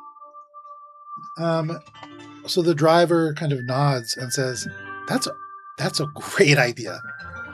If that works, that's going to save us a tremendous amount of time. But in the case that it doesn't, where are we starting? We got the coin for Neon Lock Fringe. We got the coin for Rust Garden. The only reason why I'm thinking Rust Gardens is because Granny said she's surrounded by people who are kind of family right now. Now, who knows? Maybe that might be Neon Fringe, right? For all I know. But she's somewhere where it sounds like she's got some Community. sort of community around her. Yeah. I think restaurants is a good idea. Yeah, sounds good. Yeah. Okay. The driver says, you could spend some of that money too, because there's all kinds of places to shop. Okay. All right, let's go. They get into the vehicle. One by one, if you want, you can pile into the car. Is there anything that you're doing before you begin to move away from this place? I might look around to see if there's like a drone post place to send small packages. Sure. In this place, which is not, again, supposed to really be like occupied in most times, there isn't initially a place like this, but you imagine in a place like the Rust Gardens, there's probably multiple places to send these things from. Sounds good. Theo would also give a passing comment to you if you still want to help out your friends back there, the ones, your Hylax people. Always. Give them the location of that water we left. You know, it'll stay safe with them. That's a good idea. I immediately, so I'll just hop it. I mean, like, I'll just kind of like, my eyes go wide and I go, that's a great idea. I hop into the car and I like, start messaging Osifio about, how are things going? Have you gotten into the hall? All that stuff, so, with the intention of telling about the water. Quickly enough, you get a message back letting you know that they're moving in today. Apparently, the flood damaged the building pretty substantially. They regret that the artifacts that they had hoped to recover were lost. Yeah. But having the hall back is a new beginning for them, and they are very grateful for it. Yeah. They acknowledge this water, and they'll do their best to get it, though they have a lot to do in the short time. They also let you know, still an active war zone. Yes. The battle that you began is just the first in probably a string. There was this war kind of just on the edge of spilling over, and with that kind of central prize removed, the only prize left is the territory. And so this is now kind of all-out war happening. Damn. But you send that off. Yeah. And if I can, I'd like wire. I mean, I might even look at wiring them some credits, but I don't know if that would help. You want to wire them some credits? Somehow. That sounds risky as fuck for someone like you. Say again, me specifically. To wire somebody Oh. credits You gotta go to requires the use of the Ledger Core banking system, which Exactly. is essentially Which would it the be Swift- locked off for me? not locked down, but It's hard certainly you know that will trigger an alert. Yeah. I sit there and I stare at it and I go, someday. Just put it away. I think Volley like takes a picture of Sagan holding the apron outside of the tailgate party where everybody was. You can get a picture where it's like the recipe painted on that mural amongst like dozens of other recipes, and Sagan kind of holding that up. Yeah. Especially because of how tall Sagan is, it's actually painted at kind of the perfect height for that. Oh, perfect. nice. So she gets a picture of that. Got this scrapbook. Here, put that in your articles. Oh, yeah. I'm gonna write this down. And then she's also later on, I guess, while they're driving, she wants to text Harjahan because she has his contact info. Nice. Nice. Missing you.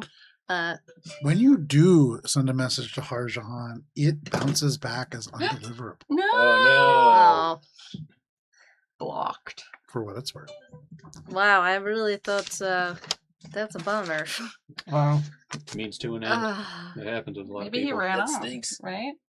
I thought We don't even know. it's what was not in like that we were box. best friends, but we work together. Really? He barely fought for us when we were fighting against. We fought all for these- him. You think you would at But we least? fought for him, yeah. But I noticed that he stayed in the back every single time.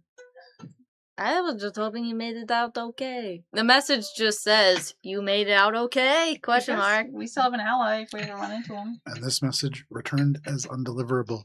But perhaps somewhere out there you still have an ally. Perhaps this is just the end of Harjahan's story and we'll never hear from him again. Who knows? Maybe. Aw. But as you get Oh. into this car, No, you he begin got to a drive he got a away. blue box. He's fine. I don't know what was in the blue box, but making your way in the direction of the Rust Gardens, because it is 9:30, this is where we're going to end for the evening. Thank you for joining us for this session of Skullrunners. You guys took a totally different path than I thought. I never would have tried to catfish the target in, but it's a brilliant idea. And actually, at the very, very end of our session, you get a message from the person that you send this email to. Oh wow. incoming. This is why I always default to what you say, Theo. No more than maybe 30 minutes after you send this away, you get a message from Celia Cloudkill. But we will see you next week. Please stay safe. It is wild out there. Damn. Yeah. Go Reapers!